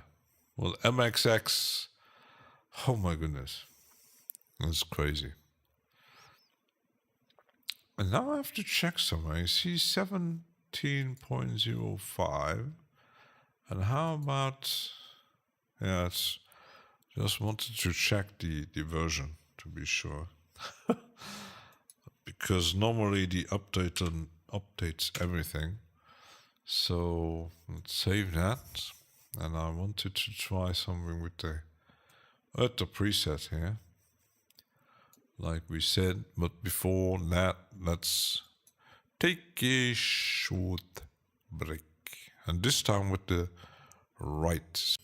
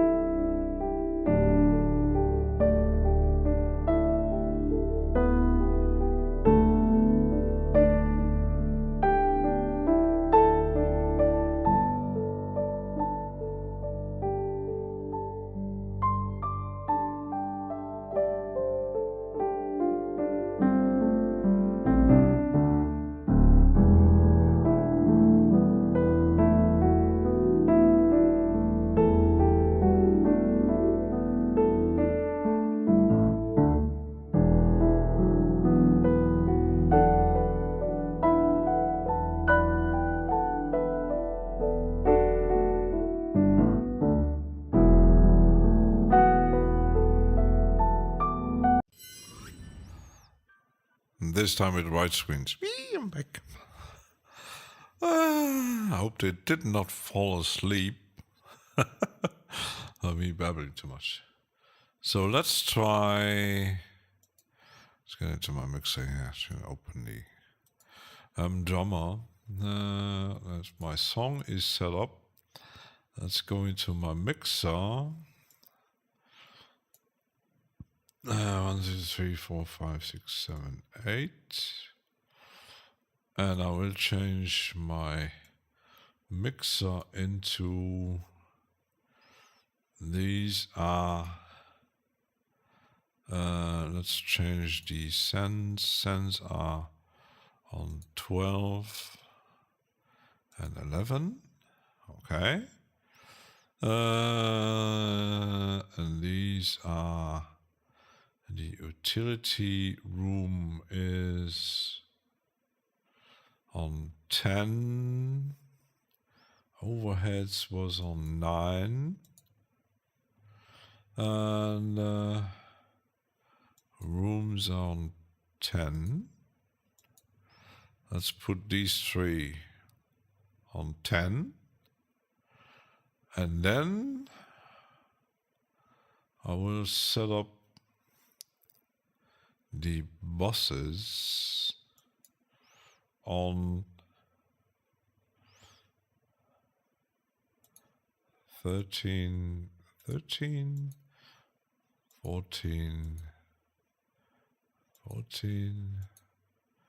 15, and 16. Okay. Groove Chemist. Hello. You get you. Hi. Hello. So that's not moving this. You should move this. So now I will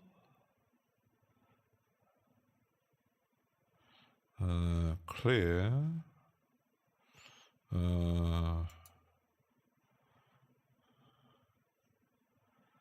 add Davies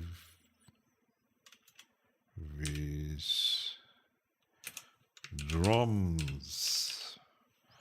Okay. And now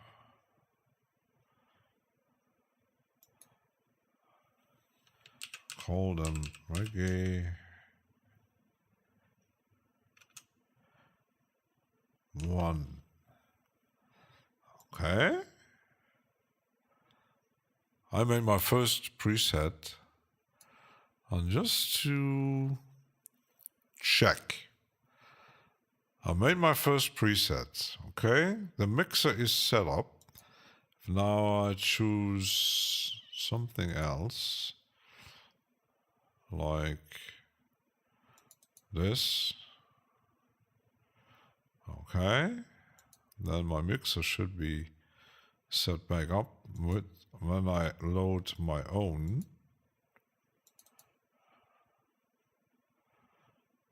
How about the mixer?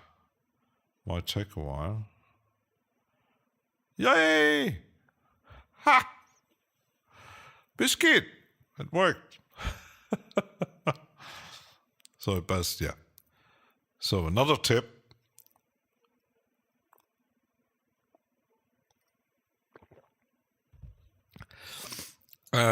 Once your mixer and song is set up, save the preset, because otherwise the mixer setup will be wrong.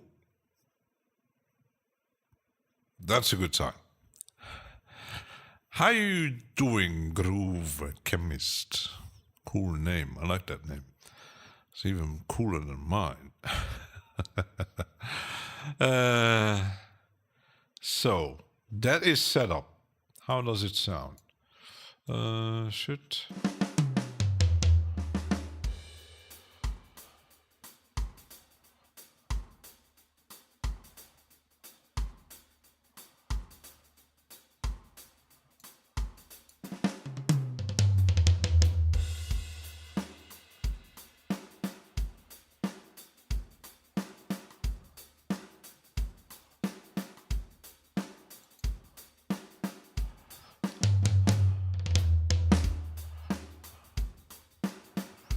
Yes, my mixer looks good. My overheads sense look good. Perfect.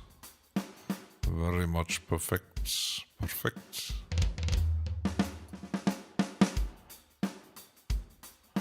Yes, yes, yes. Yes, yes, yes, yes, yes. Let's go back to the beginning. So that worked out. I might improve the sound a bit.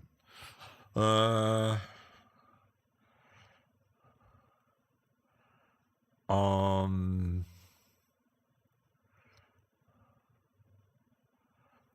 maybe add something on the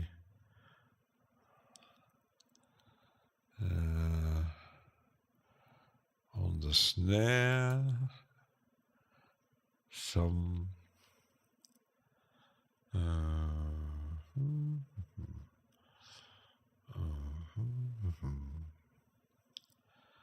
maybe some reverb just to test.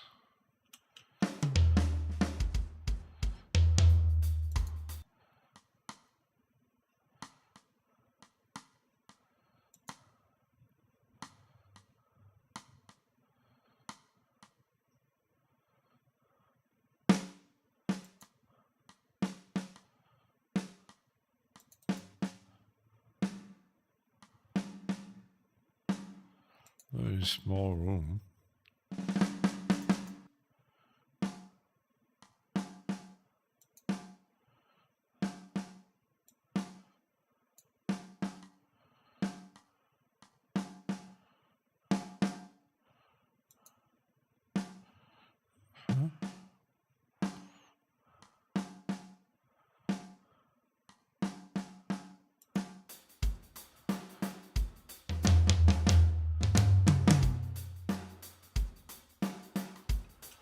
Sounds better.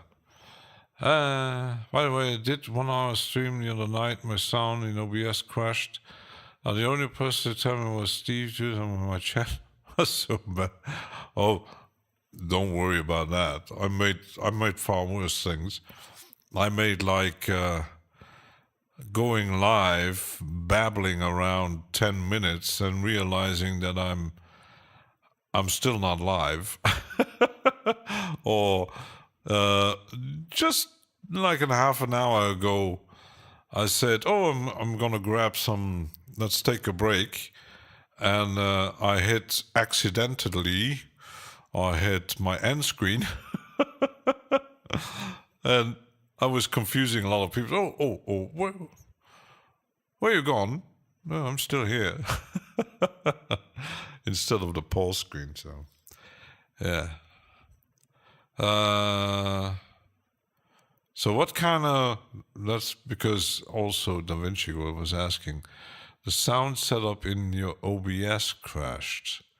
So how do you send your sound into OBS? Because I actually had never issues with my Blue Cat's connector. That was actually a good investment instead of using the RIA stream thing. The RIA stream works, but as it hasn't been updated for years and years and years, but even the Blue Cat connector hasn't been updated for. But apparently something is moving at Blue Cat. I've seen a lot of posts today on Facebook. Apparently they have new projects going on, so it's the only plugin I actually bought at Blue Cat. It's pretty much the only thing that I do like, Blue Cat stuff. But there might be at some point that they have some interesting tools, so I might grab those, but I love this one. It's stable, it works, never had any problems. sending my use ADAT with electric sleeper. Oh, it pushed 3, so hardware. Yeah. I use modular. Yeah. Yeah. That might be a bit more specific than, I only have a normal interface with 4 inputs, so. But I know that OBS is a bit quirky when it comes to audio. And I think I got the impression they will never improve that kind of thing. I don't know why. Why probably some like to use tools like, I don't know, voice meter and stuff like that. Or using specific, and even because, for example, OBS, even though I have a 4-channel or even 6 input plus ADAT, OBS doesn't recognize a mono input. Like, for example, I can't say use my microphone on channel 1. It always says, when you set it up, channel 1 and 2. But new Azure has just been released. It works well. Out of both worlds, hardware and software. Yeah. Because OBS had the same problems because I had the pre-Sonos AR12, and that one had multi-outputs and inputs. Sadly, the ASIO interface kind of died on me. The mixer still works, but I don't have any multi-output into the computer anymore. I had to change my interface again. But yeah, OBS doesn't recognize mono channels. You need to give the OBS a stereo mix, yeah. It's because when I'm using the microphone, I have to tell them, yes, the microphone is a mono signal. It's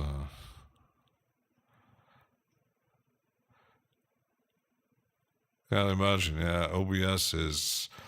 Yeah, it's not developed for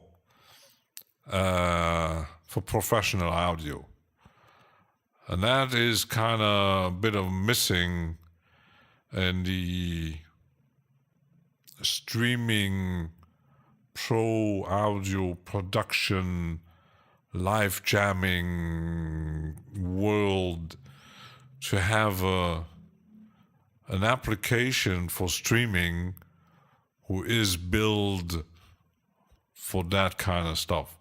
OBS is built for gamers and entertainers and maybe the DJs and stuff like that, or like podcasters and whatever. It's not built for audio. Why you find so many videos about how to set up your OBS with your DAW. So for mono with a pan, 2 stereos, very new to this streaming thing. I've been my first streaming. When did I first stream? My first stream was. Let me check but it's slow, very slow. Live oldest. Yeah, about a year ago, approximately.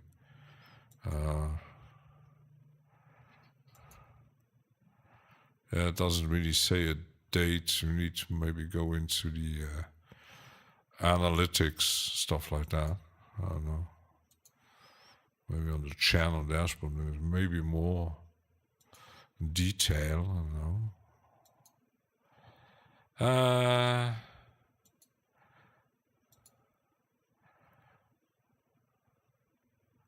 Yeah, my first live, well, it's more than a year. So YouTube is lying. It was the 1st November 2023. That was my first live stream on YouTube.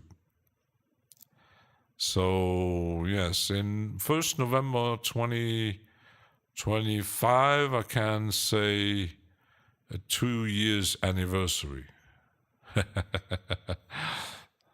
Get radio voice. Biscuit, I stole Cameron's voice. They're all jealous of Venus Theory's radio voice.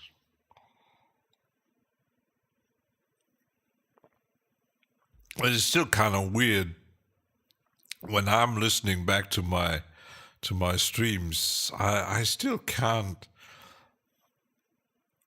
Even if I'm monitoring live my voice, it's kind of okay. It's like me hearing when I'm talking. But when I'm listening to my live stream, when I check something, if the audio was good or something, I checked with the reverb and stuff. When I hear it on YouTube on the browser, I go, holy, it's a voice. I don't know how about people. You don't like to hear recording of your voice. Yeah, I think that's almost counts for everybody, because I heard some professional singers don't really like to hear they have even certain techniques to hear their voice differently, but it's still a recorded voice sounding back to you. You kind of, this sounds weird. Because when we talk or sing or whatever, even on the headphones, it still sounds different when you listen back to it. So I can't imagine like a singer sitting in a studio and when the engineer hits the solo button, there might be some singers go, do I really sound like that? I don't know. So we need to ask a singer. But yeah, I think Ben Jordan did a video about that once, about how we hear ourselves and stuff like that. The binaural effect. Yeah, it's very weird when you hear your voice back through a record. Not our mouths, through air, into ears. Yeah, because we hear, like they say, it's the whole package that you hear what's going through the mouth, but also the head. It's kind of a reverb chamber. He described it like that. We hear it through our head. Yeah, exactly. And that is what kind of weird with nature. We don't know about animals. Even Ben Jordan made a video about how dogs hear, because apparently they have a kind of slowed down. Like when we talk to dogs, you kind of go, they get time dilation, and so and Biscuit knows his stuff. Bone Eternal YouTube Sims, yeah, and it depends on how your ears and head is built. Bone conducting waves. Yeah. We humans are weird. Definitely.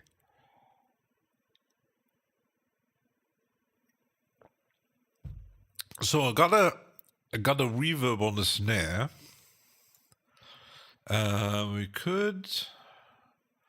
So that's the. So that is the drum strip. Because I want to maybe add something. The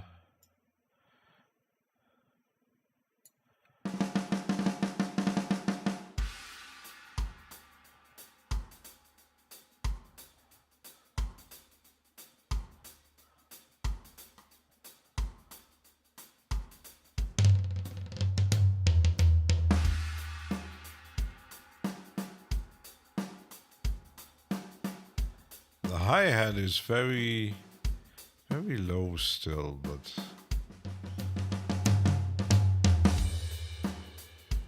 I might lower this one here a bit because it's a bit loud.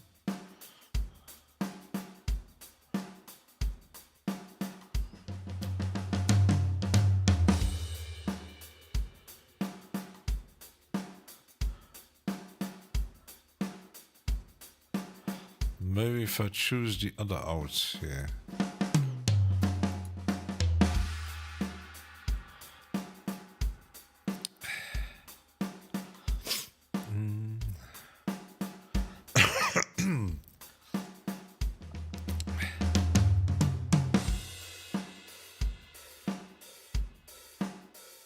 On this channel, maybe something.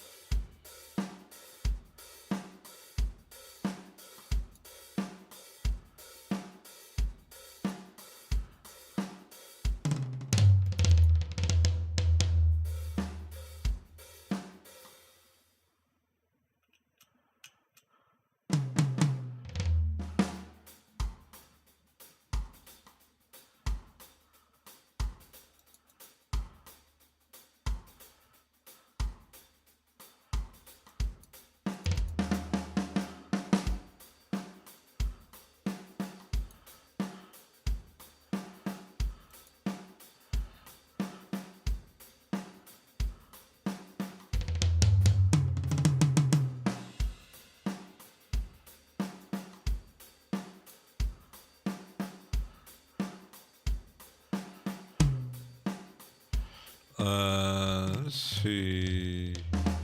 Send one.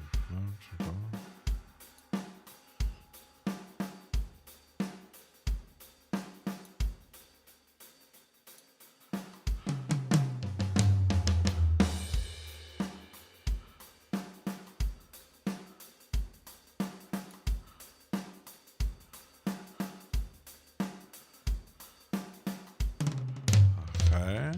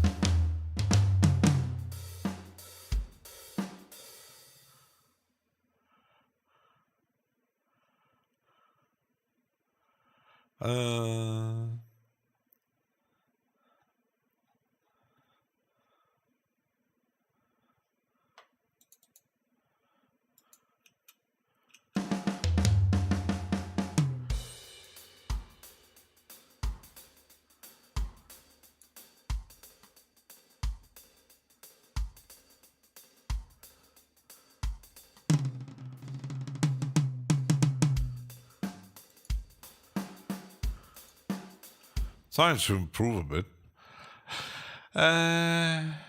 How we get the Eastern scales? That's a good question. I have in Reaper, I have like in my MIDI editor.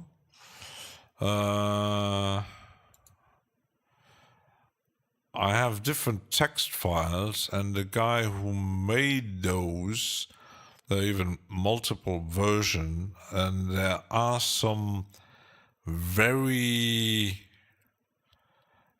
specific scales for Asian, Indian, Arabic kind of stuff. Symbol needs to be earlier after that fill. Yeah.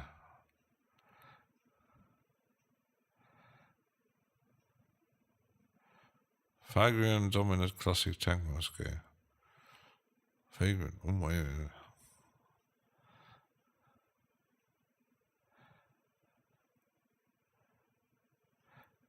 Yeah, I can't choose in Reaper. That is what I'm missing a bit in different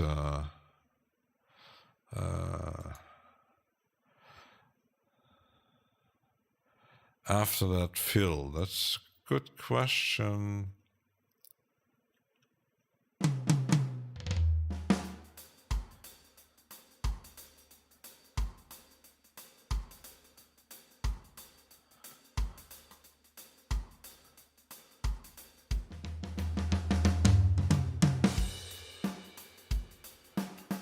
That should be, let's see, snare, cross kick, bass drum, hi-hat.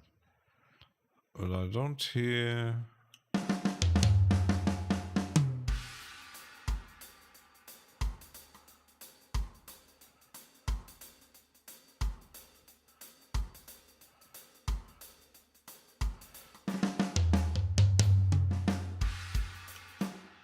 I think it's...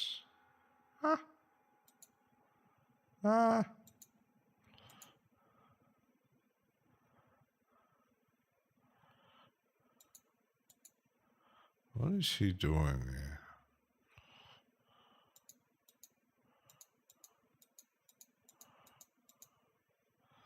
I think it's... no. Where is this? Ah, there's a crush symbol. I mean, this one earlier.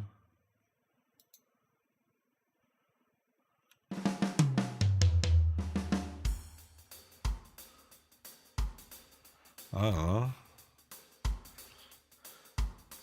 It's a bit hard to edit. Cornish waves!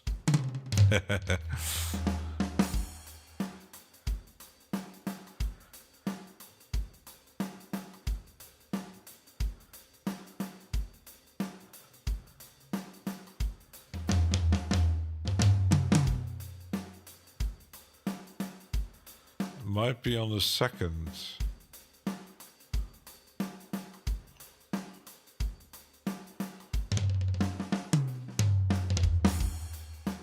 Oh? Where was that?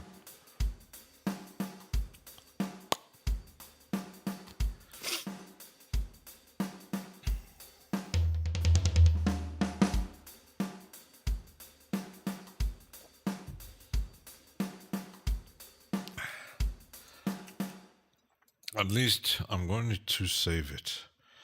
Ta-da.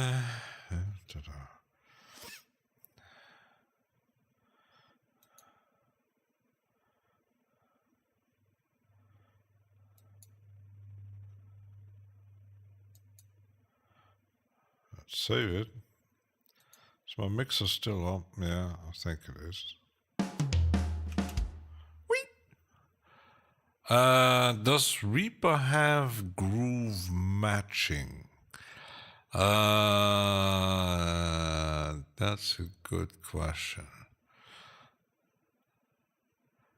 Reaper has so many things, even scripts.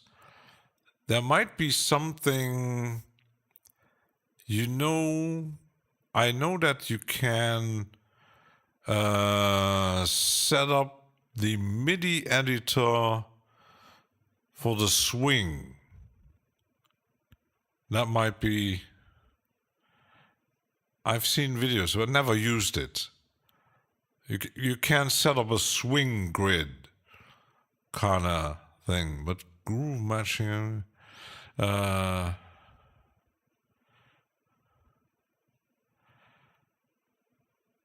That one is good as it is. Biscuit is a producer mode. Biscuit, you know you have your role, like that long-haired bearded one, like Mr. Rick Rubin. You might get a new name, Biscuit. You take the quantized groove from audio. Oh, that's a good one. I'm not sure. I'm using Reaper like 2 or 3 years, and I'm still pretty much a noob in many aspects. Why I actually try to stream even more, because I'm still figuring out lots of stuff. Mine was with my mom. Your mom. That's good. I will do some geeking and ask like I do my description here.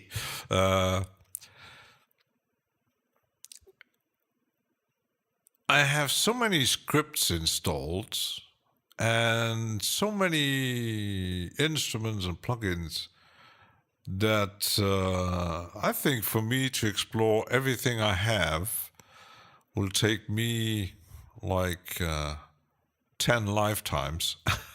I don't know. And on the other hand, I don't consider myself a musician, and there's a lot of stuff that I have no clue what I'm doing.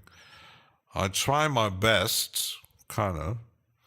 So, yeah. But I'm also liking the technical stuff, learning new, and Biscuit had a great idea, because we were debating, because the M drummer didn't save my channel setup for the overheads and the sends, and he said, why don't you save it as a preset? And I said, that might be a good idea, because in the drum set editor, it didn't save everything. So he always has good ideas. Well, apparently, we like Biscuit. Let's give a lot of fluffy hugs to Biscuit. Still never used AI. I'm behind the times. You're not a cool kid. Yeah. I did post today on my post. I had once some stupid comment. I had once someone saying I was making AI music, and I said, you better watch the streams that before you actually commenting that I'm doing AI music. I might use AI images, okay. I use AI images for my thumbnails, for my mascots, but I started using AI to give me interesting descriptions for my channel and my streams, to get it a bit more interesting and suiting to the title. And AI can't make music, but it hasn't. Yeah. They should tell it to make music. Yeah. I used once to make a voice sample, but I know there are AI tools to make sound effects, but now using AI to make a whole track, that comment did piss me off a bit, saying that my music is made with AI. Yeah, maybe my music doesn't sound. If you really listen to it, you know that this isn't AI. It's not good enough. I think AI is a bit better than me still. Yeah, maybe. I don't know. But yeah, I always say it's tools. And today I seen a post on Facebook where I didn't something came up that Facebook always thinks you might like that. Some DJ posted something asking which DAW people are using, and I just sometimes just for fun I clicked on comments. Yes, I seen like so many. Oh, I'm using FL Studio. It's the best. I'm using Live. It's nothing better than AI. The typical DAW wars. And I said, time to rant. And I wrote something.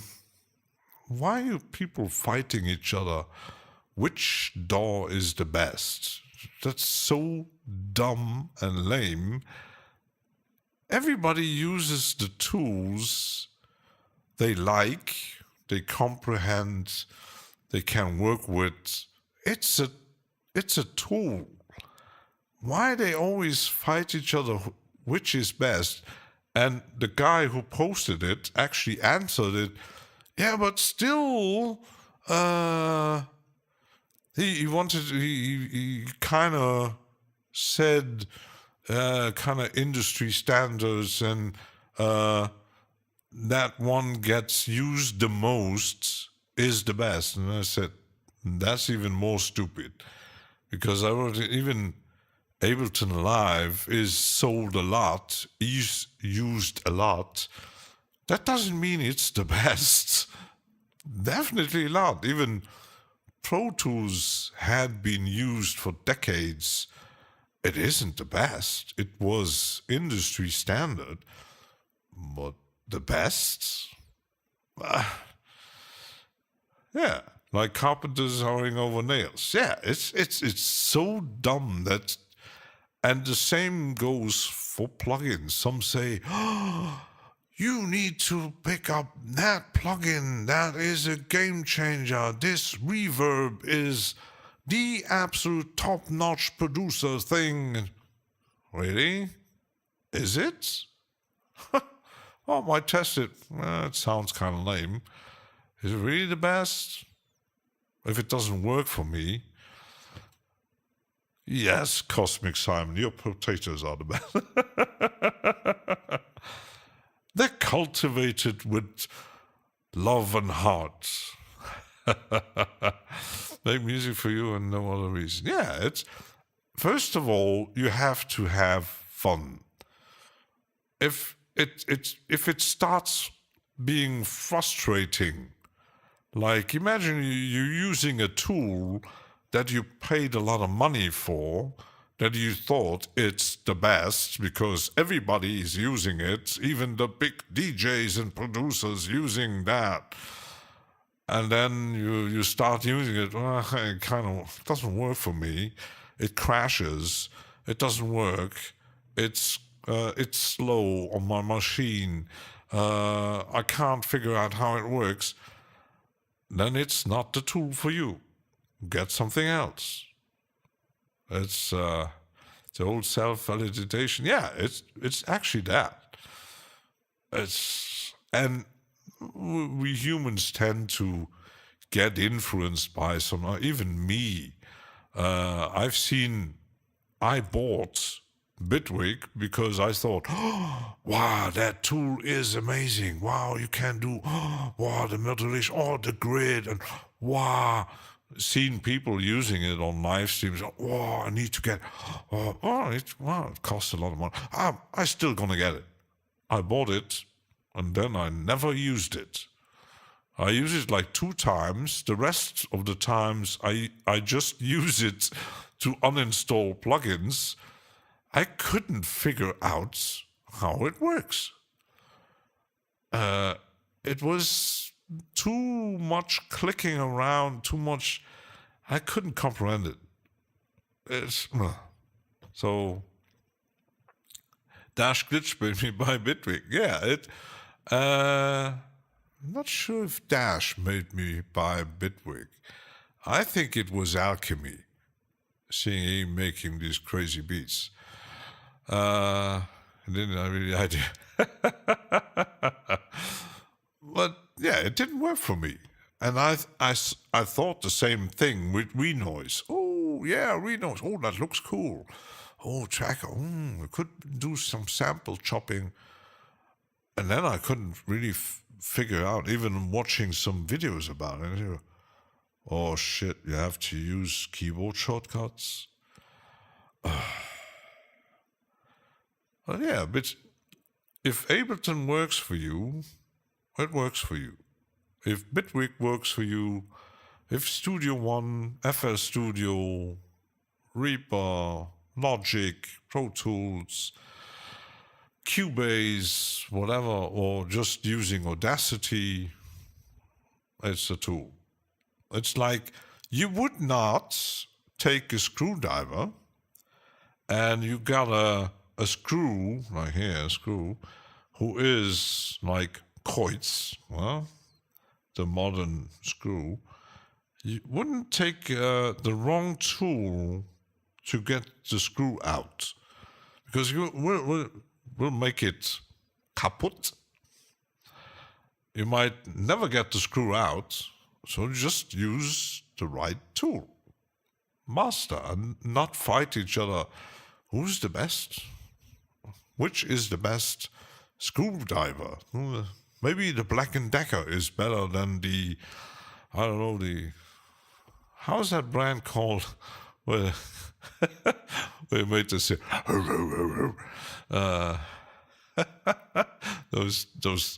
those crazy tools he made, huh? That's screwdriver works for music, so use what works. Yeah, it's simple. And Cosmic Simon planted red cabbage. Palavino, ooh, AI can't do that.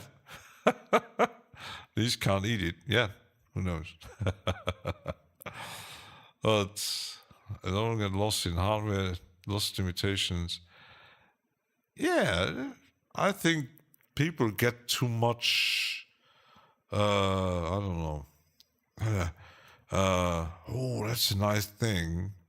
And we humans tend to like shiny things, and sometimes we buy stuff. Well, sometimes you even buy expensive things, and you don't like it. Like buying a car, and you didn't test drive it, and then the first day driving around, you say, that. And maybe the first day you're gonna drive like 500 miles around somewhere, and suddenly you get out, oh, my back hurts, the seat is a nightmare, doesn't have a here and this and that. Shit, you bought an expensive car and you don't like it. So test before you buy. It's the best way. I made mistakes, and I bought some stuff. But you think, why the fuck did I buy? I actually bought it. Last year I was obsessed with phaser patterns and delays and reverbs. Yeah, sometimes you get into something and that's nice. And my thing is, I like to collect stuff. The same thing happened. I already did tell you about when I was collecting records. I had a thing for labels, and I still have. When I had something, an artist or band or something, on a specific label, especially in the techno period that I had to get everything that was released on that label. Like I liked Jacks Up and Trésor. Every single release I needed. I had like hundreds of 12 inches of these labels, even though most of the tracks I didn't really like. with jacks up, actually, even though I didn't really like the music itself was raw and I didn't really like it. It was almost unmixable. It was weird, but I did like the design. They had nice covers. But yeah, in the end, I sold it. So the best instruments are the ones I built myself. Yeah, it's if you got the no, I was Jackson X. Yeah, and these days you can't find them anymore. So, well, yeah, still need to go. I have still a thing about one of my favorite electronics label. I'm actually I tried to. The downside is you can't get everything they ever released because even though now they're on Bandcamp, they released so much limited editions that even the label owner doesn't. There's a part of it that you can grab at Bandcamp, but not everything. And so many stuff. And I told Milo about he likes Pete Namlock. The guy released almost every single release he made was either 3, 5,000 or 1,500 limitations per CD. And back then you had to have a very good mail order because you couldn't find them in shops. So collecting everything that guy released was difficult. Especially, a limitation of 300. You might grab it. Cornish, did you get your triangle? Bling, bling, bling, bling. Miss buying records. I could still buy records, but we don't have really a lot of record shops here. Sometimes I buy stuff online, but I just don't have the space, and I actually stopped really caring too much buying stuff. There was also recently, he also has a lot of color, and other people's work. I said, yeah, it's his work is so vast. There are people out there who actually do have everything. You get people who are such fans that they actually try to get every single. They have their ways, and these days you got like Discogs, and if you got the money, I had a contact who wrote an email to me because he seen something, and that guy was collecting Meridian records, and he had per album. He was actually collecting per album every single release per country because he checked the numbers where it was released. You got Asian releases like South America, North America, UK, France, Germany. It's the same record. But yeah, crazy. Yeah,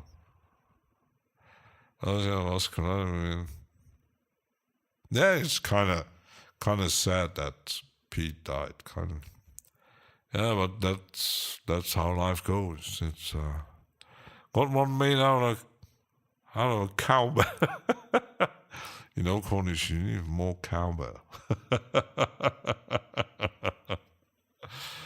Oh my goodness, we're crazy today. So I found out how this thing works, and I even made a special folder for this kind of stuff for the streams. My nose. Yeah. So I found out how to make a preset. That's good. My first preset made in MDrummer. How about that? Today the triangle, tomorrow the theremin. Oh, definitely. You're also capable of nice sounds. You just don't like to put them in the albums. Yeah, might.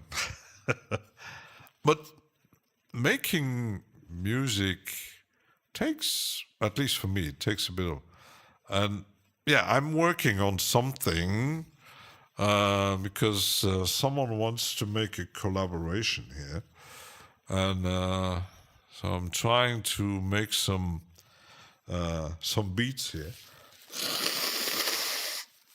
and I'm trying to make them sound good. I hope I didn't get a fucking cold here. Get him an order, but I do enjoy this little shit. Yeah, and I still have to mix a lot of tracks, but and I will try to record now that is everything set up. I will try to record. I won't do it today, so because I need some break.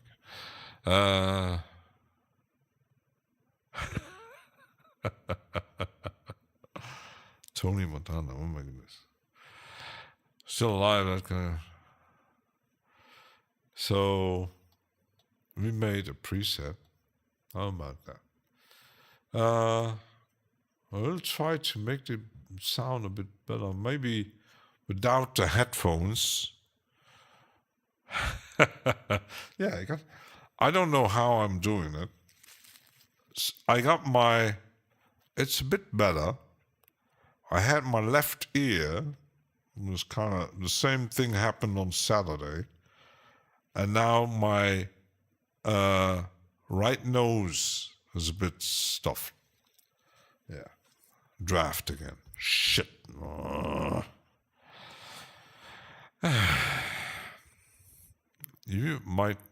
I might need to sample that sound to make a snare. Then we got Cornish who makes some samples with the triangle. So yeah, let's wrap it up. Time to close the shop, and yeah, tomorrow normally same time because I'm gonna back home a bit later. So I'm THC Toad. So yeah, thanks for watching and me doing crazy things, and we might get back to that crazy things tomorrow. Might try to improve that beat a bit to make it a bit more interesting. Still working on that. So yeah, like you said, where is it? Bye. Goodbye. There.